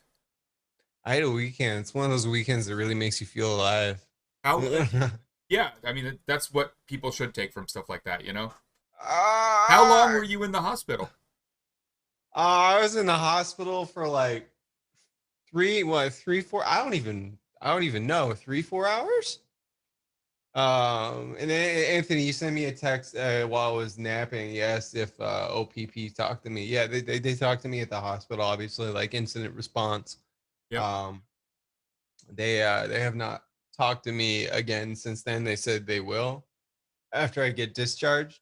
But yeah, I got it. I'm gonna wait. There's So I'll Chad is if asking what you you want to actually hurt. see, yeah, I'll show you the actual Well, like what? But thing. what is hurt? Like obviously your neck is working, and so is your stomach. There, you're talking, so you're Uh, breathing. ah, How hurt are you? oh, oh shit. Yeah. Sorry. I had a lot of morphine, so my bad. Um, so my whole like torso is all like my muscles are all fucked up. Uh, all of that shit hurts. Um, what is that big jug of mess? That's That's moonshine. moonshine. That's moonshine. Some good stuff. It's real nice. I'm a Um, teetotaler, and I can smell moonshine from a mile away. Look at that. Ah, ah. Um. So So your ankle I saw was bandaged up. How bad was that? Just don't a. drink and take painkillers. The painkillers wore off like while I was napping. I don't drink and take painkillers. Are you kidding me? I mean, Kurt, Also, I'm a you big don't boy. talk back to your mom on my show. No. This is me we're talking about, by the I way. know. Like, I mean, Mom, like. do you not know who I am? Trust me, that that I hate love your jet. mom. She's Yeah, amazing. I'm not even gonna continue saying this because I probably scare the shit out of you. But trust me, I've done a lot worse. Um, oh boy, Good times. over the Good times. years, I used to party hard, Mom. I used to party real fucking hard. Uh, And we're all better now. I don't know why your video is a little laggier than it was. There we go. Let's see if that helps. Oh, and it did. You got laggy there for just a quick second there, but yeah. So somebody's sending me some really horny emails the past day. It's highly confusing. I have no idea who you are, but it's really weird. Like, so you saw that Reality Winner was released to the halfway house today. yeah, I did. That was good fucking news. Yeah, it was. Like, holy shit, that is good news. Um, I'm going to show y'all a couple photos of my actual damage. Oh, it was just real fast here. Uh, there's there's my foot bandaged up. I haven't gotten one of it not bandaged, but there's that. Fucking there's fucking do. Uh-huh. Uh-huh. Uh Various screenshots of stuff involving Commander X because people were like asking me about it. God damn it. My phone is a fucking mess. Fuck. Um, where the hell? Oh, here we go. Here's another one. Do. There's the one side. That's the good side. Uh, the other side is like Ah, an order of yes. magnitude worse. I haven't really. I mean, you can kind of surmise it from what might be underneath the band. That was only like an hour after I got home from the hospital. So, I mean, you can put two and two together. That's like the worst damage, really.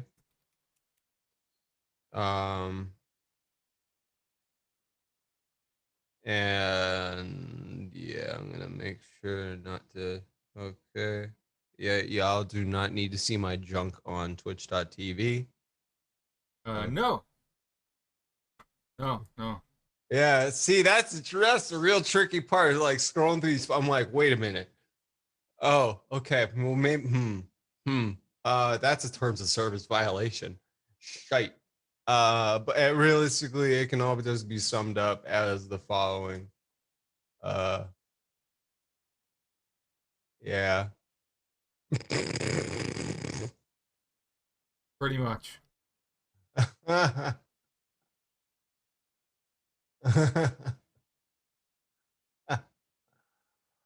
Oh God.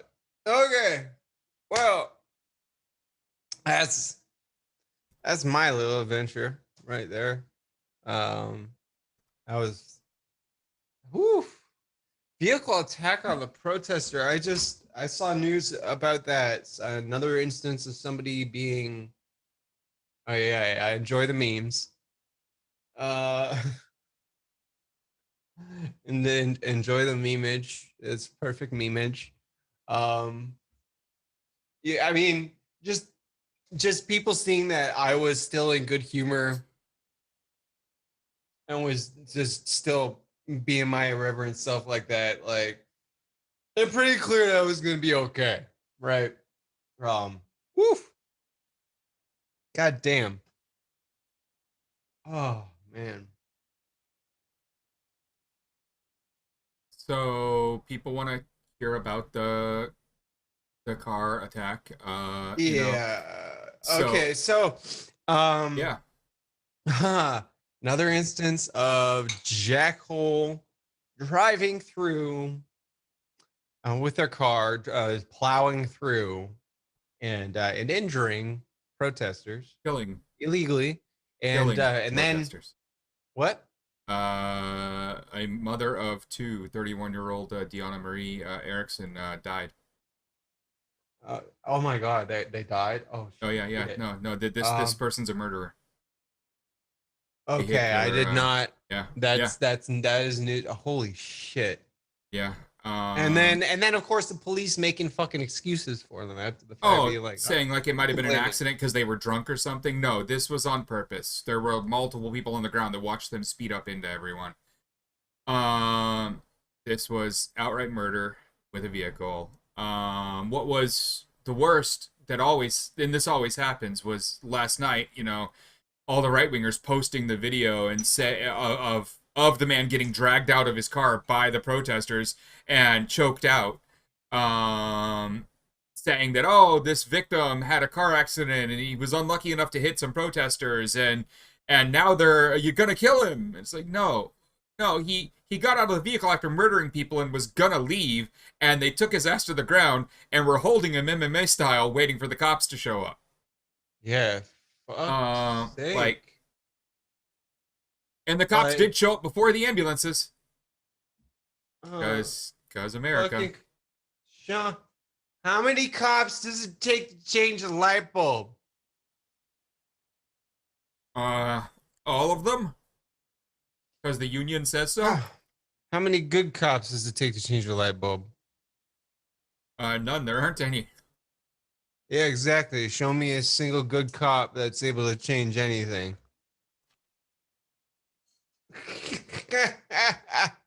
And mic drop. Oh, boom. Yeah. So Oh, yeah. So fucking hell, man. It just does not ugh. end, does it? It just does not And fucking end. this is another case in Minneapolis, which just seems to be on a shooting black people rampage right now. It's nonstop. This was at a protest in support of Winston Smith and Winston Smith's family. Winston Smith was killed by cops on June 3rd.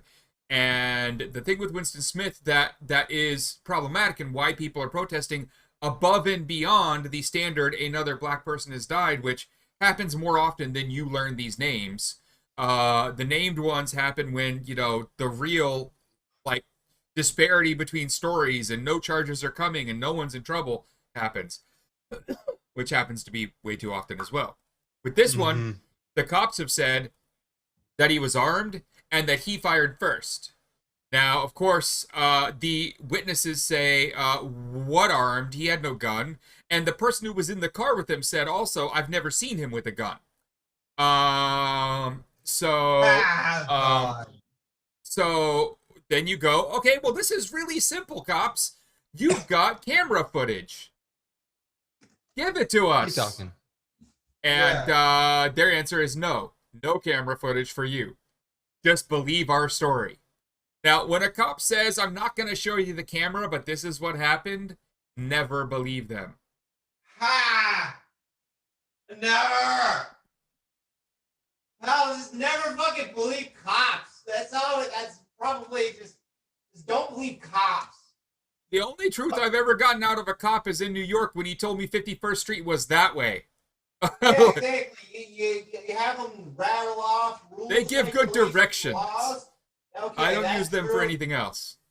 If it involves anything outside of something that's literally reciting shit off paper. And I was white, so when I Bullshit. asked for directions, I was white, so I didn't get shot for asking for directions too. Oh, I guess I mean it's mind blowing to me. All of this is some real bullshit. fucking goddamn cops. Oh. Ah.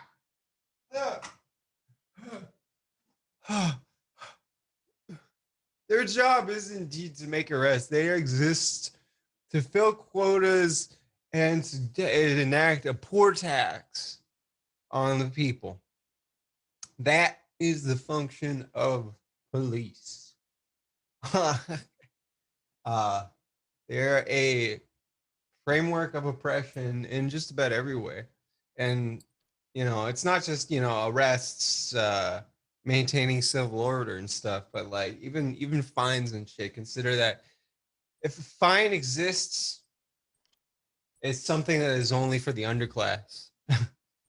Yeah, cash That's bail something that a lot of is people meant do to not keep think poor people about. down. Exactly. Exactly. So you guys want to talk about the next fun thing from today? Oh. Because Project Veritas is trending again, Oh God, not and again. here's why. Because a Fox News reporter live on the air was switched to, you're in studio, you're at the desk, and you say, and now let's go to our person in the field. And they switch the camera to the person in the field, and you can tell they're outside, right? And it puts their Yeah. name underneath of them. Well, when it got to good old Ivory Hecker, she announced at her job on Fox News, she announced, "Oh yeah, by the way, I am a Project Veritas operative. I have been muzzled by Fox News, and my story comes out tomorrow on Project Veritas." And Wow. like that was her segment. She was supposed to be doing something else live on camera, but her segment was what the fuck? Like, I mean, Why? yeah, the problem with it being Project Veritas is that they only lie. So, like, The fucking Eric Prince if connected you would like, motherfuckers. if you would like people to believe what you have to say, go anywhere else. But the fact that like she did this live on air is hilarious. I mean, I'm not gonna lie, because fuck news. Yeah, I think it's exactly. hilarious. But like that's just another layer on this shit sandwich from what I can surmise right now. Like you're at it, you're saying Project Veritas and Fox News. Oh dear Lord, this is gonna be a doozy. Oh man. Oh God. right? I It's can it's utter insanity. Eric Prince is fucking criminal. Fucking James O'Keefe is a fucking criminal. I agree. And you're all for like abolishing prisons and that and just reforming the justice system and all that. But like there are just some motherfuckers where you're like, what do you even do? All right, so um I'm gonna come over here and I am going to do this one thing here and here and two and that over here. And where are we? Let me find this file I just grabbed.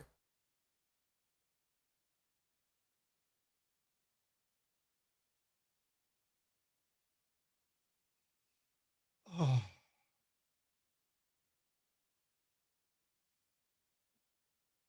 All right, everyone. Outages across the region. Fox 26 reporter Ivory Hecker is live in Montgomery County to take a look at that aspect. Thanks, guys. That's right. Before we get to that story, I want to let you, the viewers, know that Fox Corp has been muzzling me to keep certain information from you, the viewers. And from what I'm gathering, I am not the only reporter being subjected to this. I am going to be releasing some recordings about what goes on behind the scenes at Fox because it applies to you, the viewers. I found a nonprofit journalism group called Project Veritas. It's going to put that out tomorrow, so tune into them. But as for this heat wave across Texas, you can see what it's doing to AC units. This one broken down as we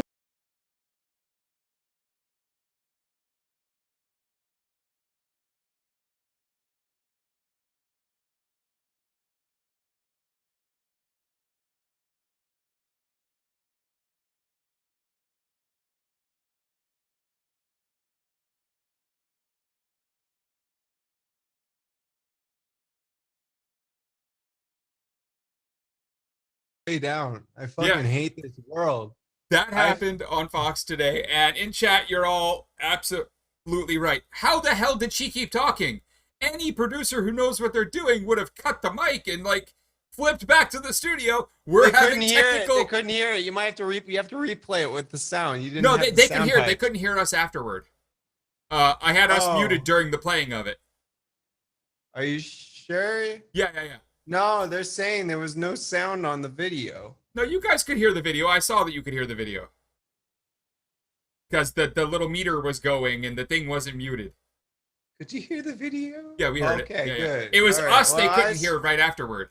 I was just laughing, just like... Yeah, she's clearly being what muzzled. op is this? What op is going on now? It's fucking I know. ops all the way down. We live in a hell world. We live in a fucking hell world. That's crazy, right? Though, like, these people are nuts. Yeah, still, I don't understand how, like Fox didn't cut the video feed. Like, that is suspect. I want to say that, like, them not cutting the feed is suspect. Yeah, absolutely. They let that go through in its entirety. You know that they're in on some bullshit. And you know, like it was obviously paid like that. That's one of those things where you know money changed hands somewhere. There's no way that it didn't.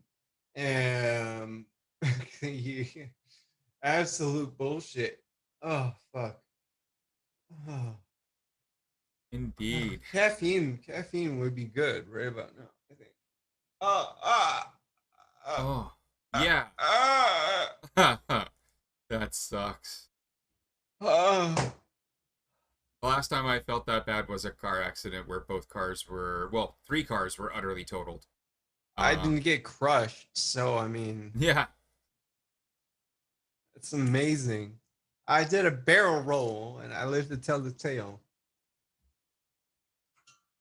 Yeah, I would assume that O'Keefe and Wool will make another one of their wonderful appearances where just outside of his condo in D.C., they set up the pedestal there and like they walk out to the lectern and try and lecture everyone to like the 5 people who are watching. There's a piece. Eric Prince and James O'Keefe have an active working relationship. So, not going to do the whole like follow the money because the money's already been followed, right? But 2 peas in a pod. All I'll say. Yeah, for anyone joining late, Kurt rolled over an ATV and it came all the way over on top of him and he was hospitalized. And for anyone thinking that all of this is somehow him being high, this is actually him being in so much pain that moving hurts. They surprisingly sometimes can look the same due to just how low functioning you can become in both cases. But no, this is pain. This is not high. Dude rolled. I mean, and sometimes I'll it tell will be you high. what, I've never looked. I've never like if I was he was high, in the you hospital wouldn't like even this be. weekend. I would not be this incoherent if this was me high. And I'm not even saying that in a way where like you were being insulting thinking Kurt might be high. That's totally a reasonable thing to assume every now and then. What I'm just saying is that this one isn't that. This one is Kurt rolled an ATV. Oh God. I mean, I tell you what, this CBD pen does more than the fucking Percocets do. Yeah. Oh. I've never known what a Percocet feels. For me, it feels like jack shit. I've heard people can get numbed to them, especially with the amount of pain they might be under. Yeah. Oh yeah. Woo-wee. Yeah. No, I don't know. Illegal pot. Now I live in Canada. Okay. Like I live in Canada. People grow this shit on their front lawns.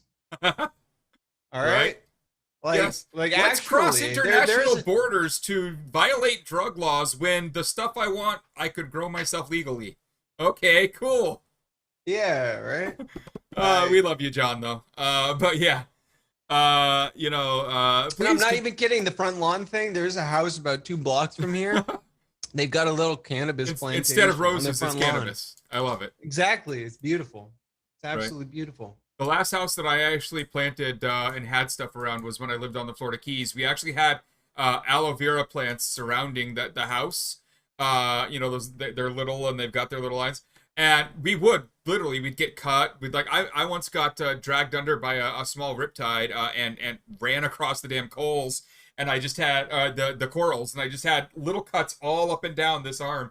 I went straight home, which was only a block away from the ocean at that point, cracked one of the aloe vera plants, and just squeezed it onto myself and rubbed it in. It was really great having aloe vera plants just all around your house like you know, especially if you're going to be out doing stuff like that. Those were the last plants I had. Thank you, RL Boo 22. I think I know who you are. Oh, good, Yes. good. Yes, thanks for the recovery work there. Good old Yeah. I was glad that, you know, RL Boo like 22. Thank you. there was you know, obviously there's going to be damage in the case of that, but like the ATV, it wasn't totaled or anything. It was a bit the speedometer, which already had fucked up electronics. Yeah, those things got are fucked up. kind of built in a way where like they're repairable. You know when you make one of those, they're gonna roll. Yeah, exactly. They are really durable machines. Not to like Overall. downplay that it might need some repairs. I'm just saying, like it's not like you rolled some Porsche where getting the engine out, you know, takes, you know, $5,000. You know, you rolled something that was built with the full knowledge this is gonna roll a few times in its life. You know, and so parts are gonna be pretty easy to find, all that type of stuff.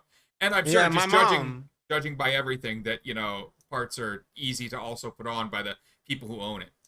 Exactly. Like they are very simple machines. Like you know, you have an ATV breakdown out in the field. Obviously, they are made as such that, you know, you're probably going to want to try and get that thing running again so you can get back. Yeah, my mom is actually allergic to marijuana. She gets migraines. I have somewhat inherited that, in that I can't smoke indica. There's two types of marijuana. There's sativa and there's indica. Indica, straight indica will fuck me up something bad. And then the next day, like when I wear off, when I get sober, I have a fucking headache and all headaches. It's interesting. I'm fine with everything else. You know, sativa, it's perfect. Actually, I prefer sativa anyway because it's the energizing one, and you know, not the couch lock kind of stone. But yeah, it's very interesting. Yeah, and yes, it can happen. It can happen. My mom, if you can't smoke around her, if she like it's like an allergy or something. You smoke it around her, she gets really, really, really bad headaches, migraine headaches. That sucks. Yeah. Well, It is what I it can is, say, I can say, living in that household with her, many considerations had to be made in order for that to not be a problem. Love you, Mom.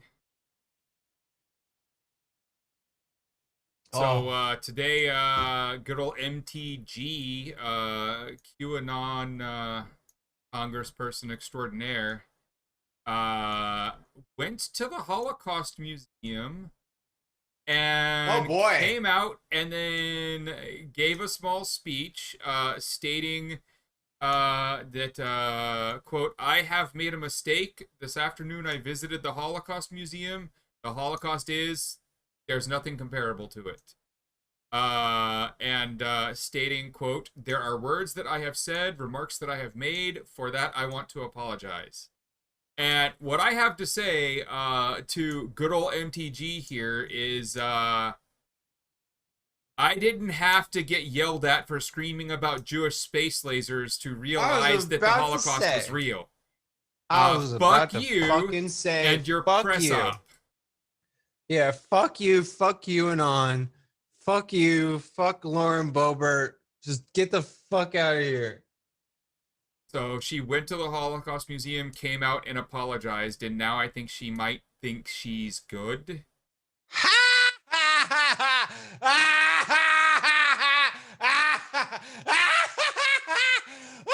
Fuck you, PR campaign, bitch. I ain't gonna do you anything good. Oh, Lord. I'm sorry. Wow.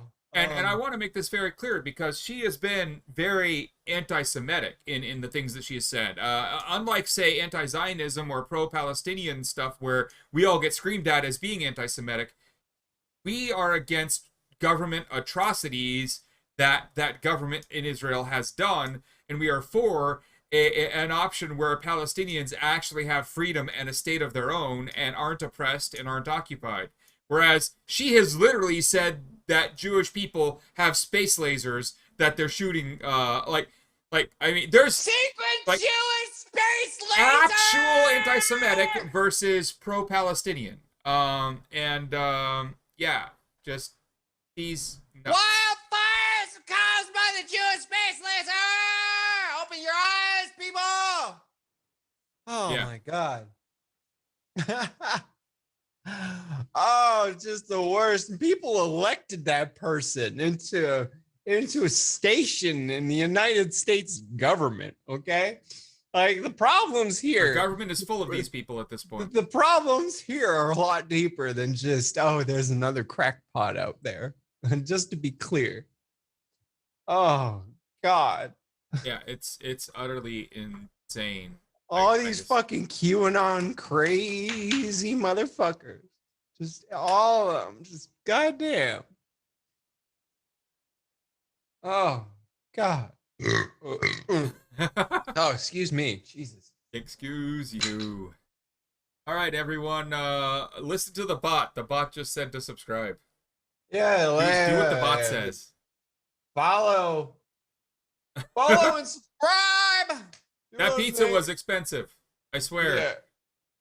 He's got to eat. Pizza's totally expensive. And my problems. I mean, for me, it's expensive. It was more than I actually had in my bank account. So, like, I mean, for my problems, I mean, I got bigger problems, but we'll get to those later. He's got to eat. So I do have a question about all this because, as I understand from your Twitter, you might game after this. Yes, I gotta say, your reaction times are going to be hilarious. Oh, how is your hand-eye coordination right now? My hand-eye coordination is good. When what you give me focus, I think you're all gonna be fucking stunned. Honestly, it might be funny. It might be funny at first, but I got some fun stuff that like games that I have not played before. So, at the very least, as a matter of fact, I should probably just quickly check on that download here, make sure that's good. At the very least, you know, this should be good. This should be a good time. I'm gonna try to get Libby in the chat and just everybody hang out, have a good time. Fuck.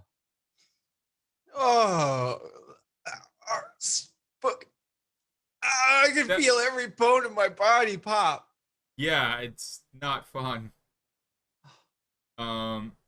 Yeah, so your mom tells an interesting story about you being a good baby for someone. That was neat. Neat. Oh, play the Doom Eternal DLC. Oh no. Tonight we got a fun game. It's a rhythm action game that I have not played, but was highly recommended to me. Sayonara Wild Hearts. Sayonara Wild Hearts. Yeah, that's gonna be fun. It does look fun. When you tweeted it out, I went and looked at it. It does look like a fun game. Yeah, it is essentially a concept album mapped to a rhythm action game. Nice 1 hour experience. Evoking a lot of stuff that you all probably see me play at already. It's actually kind of crazy. I saw some of the set pieces. I'm like, man, they got fucking everything in here. Jesus. So it should be fun. Oh.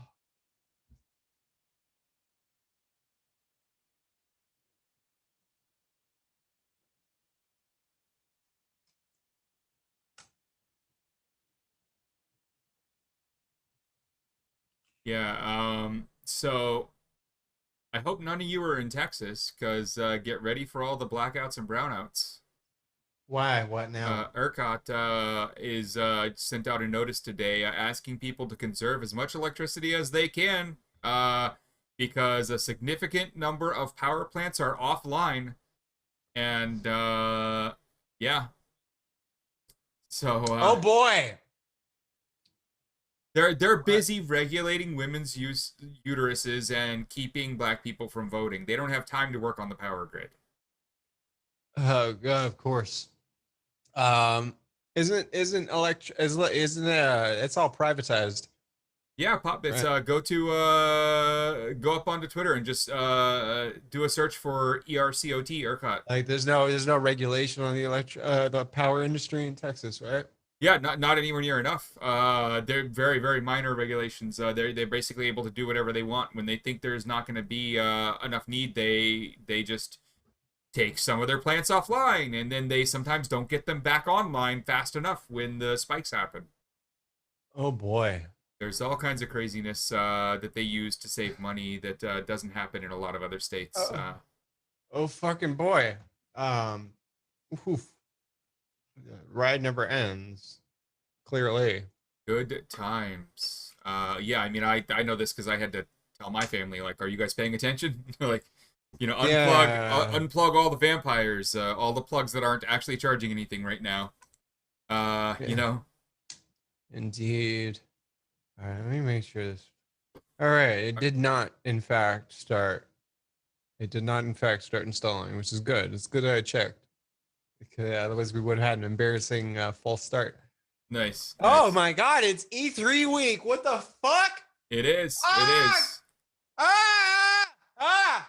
Oh, all right. Okay. Okay. Check up on the news I missed. Shit! is. Oh! Oh my God! See how fucking out of it I am lately. It is E3 first week. year. This is Yeah. the very first time in my entire life that I have. You aren't even apparently watching the live missed E3. streams or anything. Yeah, and like that start. E3 always starts over the weekend, so Yep. it's not like, oh, holy shit. I've had one of my monitors showing some of the live stuff that it could stream while I was working through all the other stuff. It was a Was good the distraction. Microsoft presser at least good? It was okay. I mean, so little got announced that I was annoyed. Well, everybody's been like basically. I'm not surprised. Yeah, everybody knows what's coming. I guess there's more so like release dates and it's a So many release leaks date at this announcement point here, that we right? know most of. Oh, Starfield. I mean, Starfield definitely. Yeah. Okay, Starfield. Let me guess. You're in space. There's exploration. Probably showed a vista, like a vista of like an alien planet, maybe a spaceship. Am I wrong?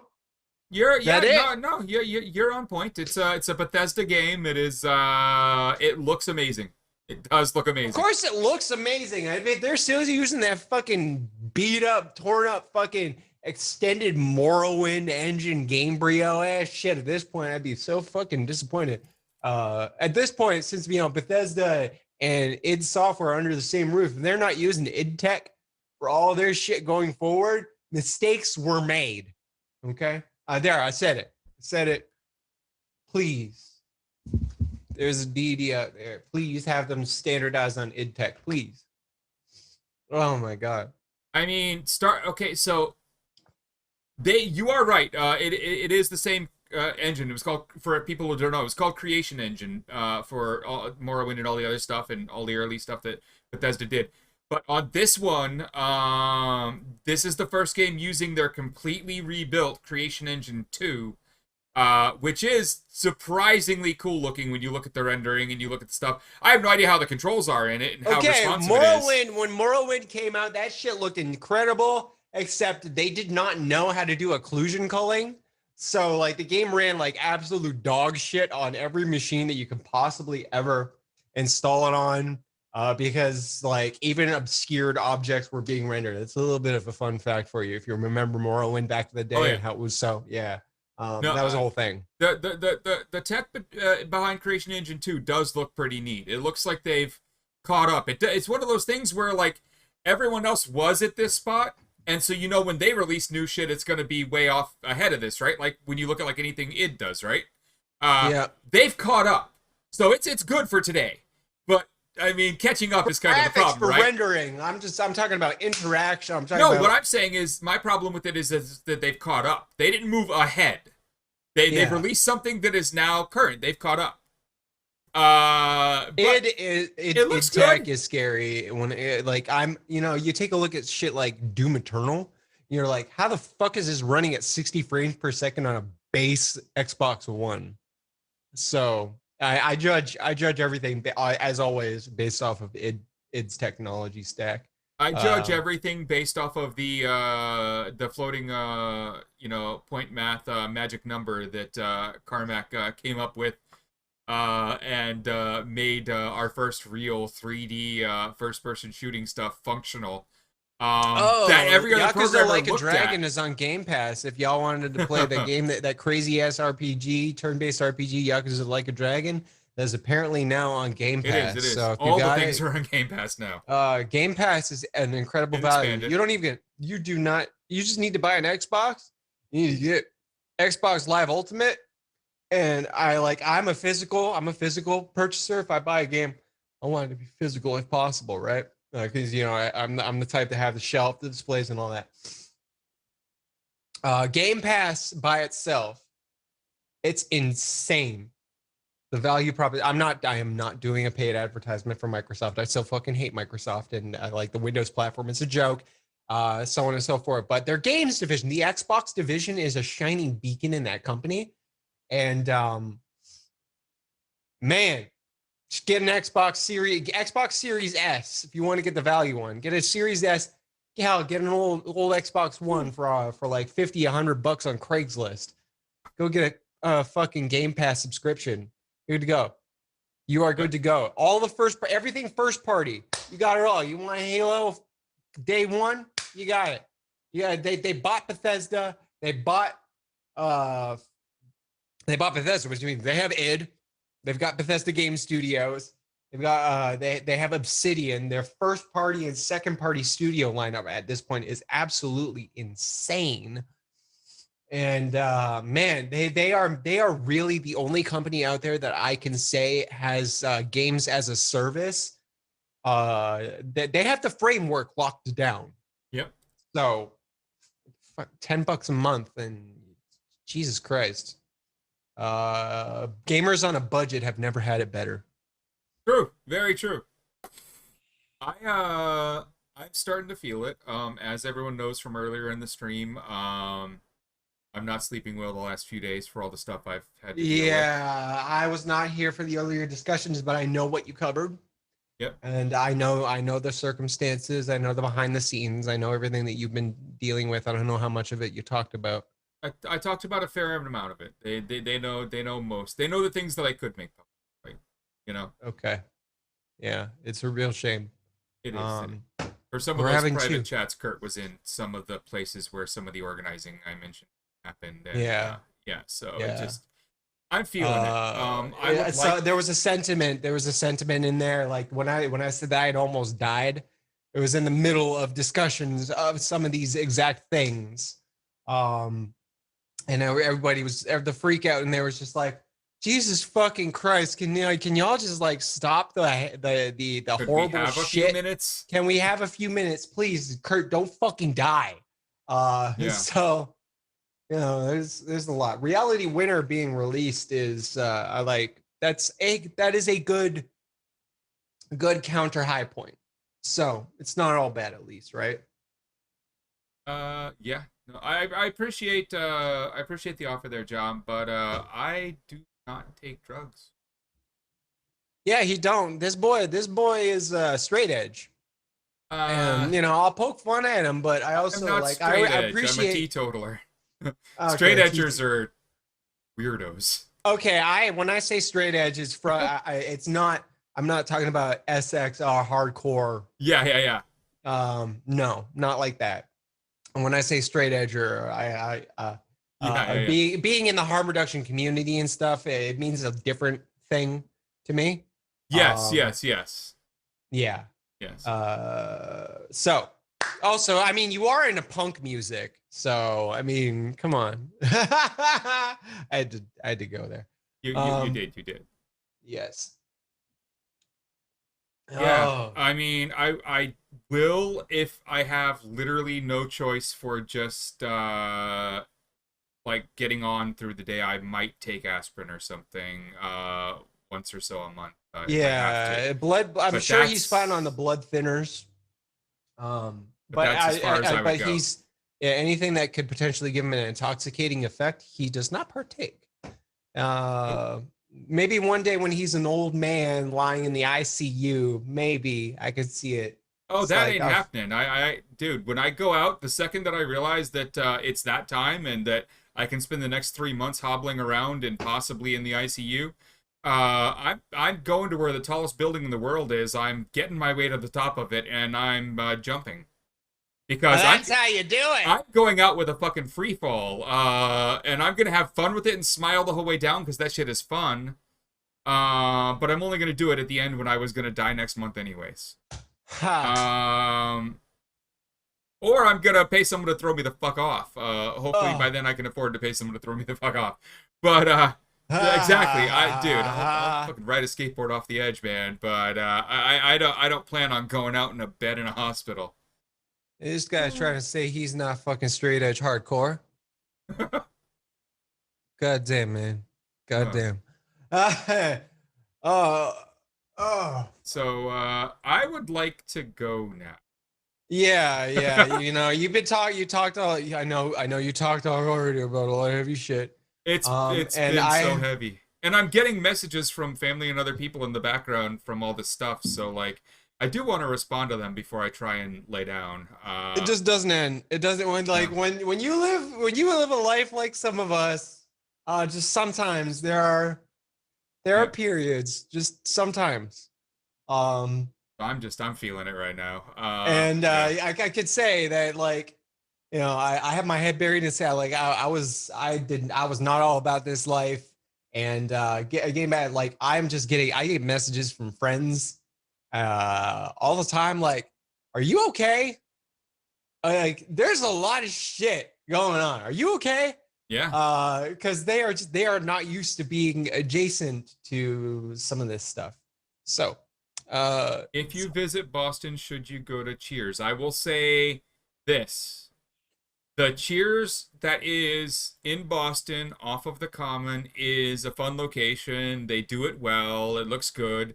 But the Cheers that is off the Common on the Boston is not the actual, like, real Cheers. It was built to mimic the show. The other one was torn down a while ago. So don't expect that, like, when you sit in the chair that is Norm's chair, that it was really Norm's chair. That's all I'm saying. It is fun. It is a good experience. They have, like, cutouts of some of the actors and whatnot. Like, I enjoyed it when I went.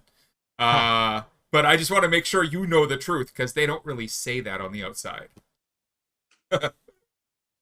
Something you learn when you live here. Whew. And thanks everyone for listening to all the earlier stuff. I mean, I hope I said something useful there. I hope people can take from that we need to support each other a little better, that we need to work through it, and that while I don't blame me or any of Kevin's other friends, I know that, you know, we just need to do a little more. Indeed. And we can, and we will, and moments like this, hopefully in the end make us stronger. I know Kevin would have wanted it to. So let's get Kurt off gaming so we can have a little bit of an upper after R&R. We all need some R&R. Oh boy. All right, let me just start swapping shit over. I'm gonna kill my camera as is requisite. One day we're gonna get this transition a little smoother, but it's getting there.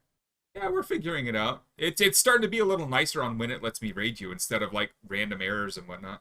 Oh, that's good. That's good. I'm glad people were here for it. And honestly, I mean, you know, for some of you who have been through. Oh some yeah, of this yeah. type of Before stuff, we swap it over, you know, so like, as far as my, yeah, exactly. So my situation, I've gotten on the there's moving been stuff. a good on the moving stuff and like the finances and stuff needed. So I am as of last week, sitting at around $7,500 raised towards zeroing out bills, because I'm not going to be able to transfer shit, and also my landlord will fucking murder me. That's going to be a nightmare. Things are when you need to sign a lease for a new place, like you got to dot your I's, you got to cross your T's, especially when you're leasing, like you're not getting some shitty ass apartment. When I'm out here, like I have a son to think about, I've got animals, I have a life. Um, and it's all new construction out here. So every home that you're looking at leasing, it's pretty serious. But anyway, and I just recovering from the financial devastation that was what I was dealing with in the before times. Indeed. So I'm sitting around 7,500. Realistically speaking, like if I want to zero out my bills, and I'm not even talking about credit. Honestly, I could take all of the money I have right now and zero out my outstanding credit. So that's not too terrible. It could be better. My credit score is trashed, but if I clear that out, it'd be fixed anyway. My credit score is in the low 500s. I'm doing great. Mine's probably like 400 something, but that's I have a 5,000 limit and a 1,000 limit I defaulted on. And that's Canadian dollars. Oh, I don't have any credit cards and never have and never will, because I know exactly what I would do with them. Well, in my case, it was like they kept dragging out in order to survive. I'm actually very good in fiscal when it comes, or fiscally responsible. Surprisingly. Anyway, so I'm sitting at about 7,500 raised. I need probably another, I wanted to get that to around 10,000, because that would allow me to zero out my electrical, my gas, my water, and just have everything be blank balance, and also have enough for first and last month's rent. And I'm really stressing about that because some of the bills, you cannot change the bill payee. So some of that shit is actually in my landlord's name, and I've just been getting the overdue mail for a year now. So it's not just an easy thing. And I have to have a new place in 2 weeks. My move out date is July 1st. Like I have to be out by July 1st, just to be clear. So I'm stressed, and I'm trying to find a place that I can afford around here. Housing prices are about double what they were a couple of years ago when I moved here in the first place. So that sucks. And right now, it's literally like survival. I've got 5 cats and a dog and a son to think about.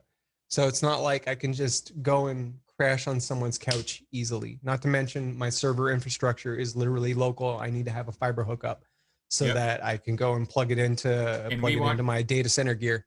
I want to make this clear. We want this guy's servers, that guy's servers, to stay up for many reasons. Yes, exactly. We do good stuff. So not just all fun times. So what's going to happen here is we're going to get over to your stream, and everyone should sub and donate and all the fun stuff. Luckily, a small amount of Bitcoin has recovered. It came up from 35K to 4,000 in just the last 3 days. Yeah, that's at least being decent to me. I'm hoping there's a sharp increase, because I lost around 2,000. Somebody helped me recoup that, and then crypto gains over the last day. I've gotten a couple $100, so that's been good. Hopefully it keeps going. There we go. So Kurt's screen has gone to the OBS cut screen, so we're just on me right now. As Kurt gets ready to go, but you can all still hear him. Yeah. Yeah. So, what does anyone else want to hear about before I take off tonight? I mean, I really appreciate everyone just even listening to me ramble on about Kevin. It was kind of cathartic. It was good. I need and yeah, Kirtaner.com. That's got my Streamlabs on it. That's got fucking, it's got all the ways you can contribute there. It's got crypto addresses. It's a beautiful thing. If you donate cash, preferably like do it with the PayPal option, because credit card, I have to like go through a whole thing with Streamlabs. I do get the money. It's just more of a hassle. I love chat. So go through PayPal.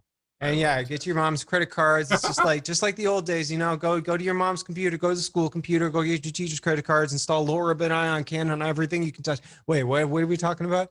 Oh shit. Don't do that. Don't do any of that stuff. I would never do cybercrime. Cybercrime is for chumps. Oh. Okay. Let's see. So I'm probably gonna cut like 10 minutes of this out from when I faded like 10 minutes ago to you playing like on the YouTube upload. Oh, that was something I wanted to tell everyone. Starting next week, an old friend of mine, Kevin's actually, and just a bunch of other people around us, like Splendid Spoon and all the others, Rob is coming back, and Rob is not going to be live on the show. What Rob's going to be doing is he's a producer type, so he does video and audio work.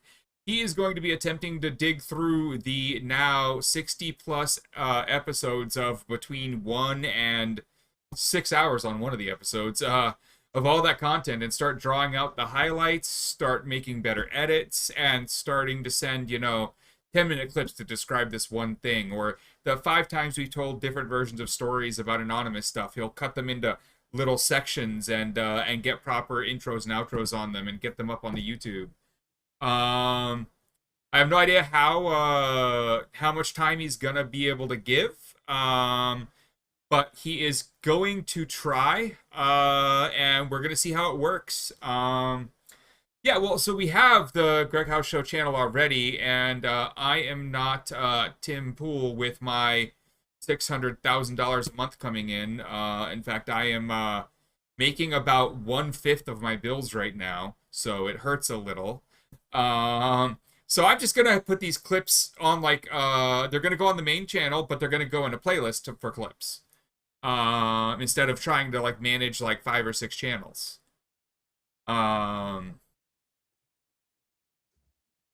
Yeah. So we'll see how good, how much time he can give. I know he knows what he's doing. It's not like the work is going to be hard for him. We will see. Maybe I will also hand him the actual theme hire song me for pen testing your organization, please. The red team engagements. What? Oh God, let me do a red team engagement for your corporation. Anybody that, like, trust me, I am one of those guys you want. You want someone like me hammering at your shit. Trust me. You do. Pay me and I won't hack you for real. No, see, that was going way too far. You got up to the line. You were really good, and then that last sentence. So next time, just sorry. That's no, I'm sorry. I'm working on the marketing material. You got to work on the elevator pitch, right? I'm workshopping it. Got to work on the elevator pitch. You're close though. Yeah.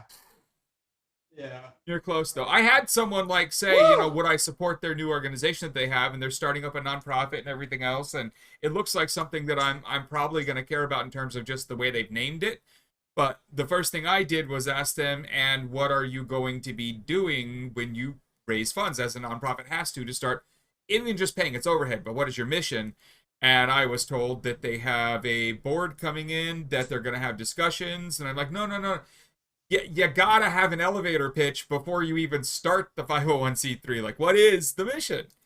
And so, like, all right, I have a 501c3 that I'm working on with Libby, and we gotta really get going on that. There's a lot to those things. There is a lot. Yes, there is. Like, we actually have a registered 501c3, so I already know. Yeah, I've been through the process with a few people and helped them get theirs started, getting stupid vision and the mission and all the other stuff written up, so you get passed and you get the freaking IRS certification and all that. Yeah. Oh. So I am actually live. Okay. Let's see if it wants to play nice over here. Sometimes it does, sometimes it does. Again, though, I will say, I just don't understand why, but all of my quick actions disappeared again, and I had to just re-add them all. This is the first time we've had Kurt on stream, and he said he was live now, and I've clicked the button, and it's gonna let me raid. Sweet. Let me get into my creator dashboard and shit here. Hitting the button, everyone. We are about to raid Kurt and move over to his stream. All right. Here we go. Good night, everyone.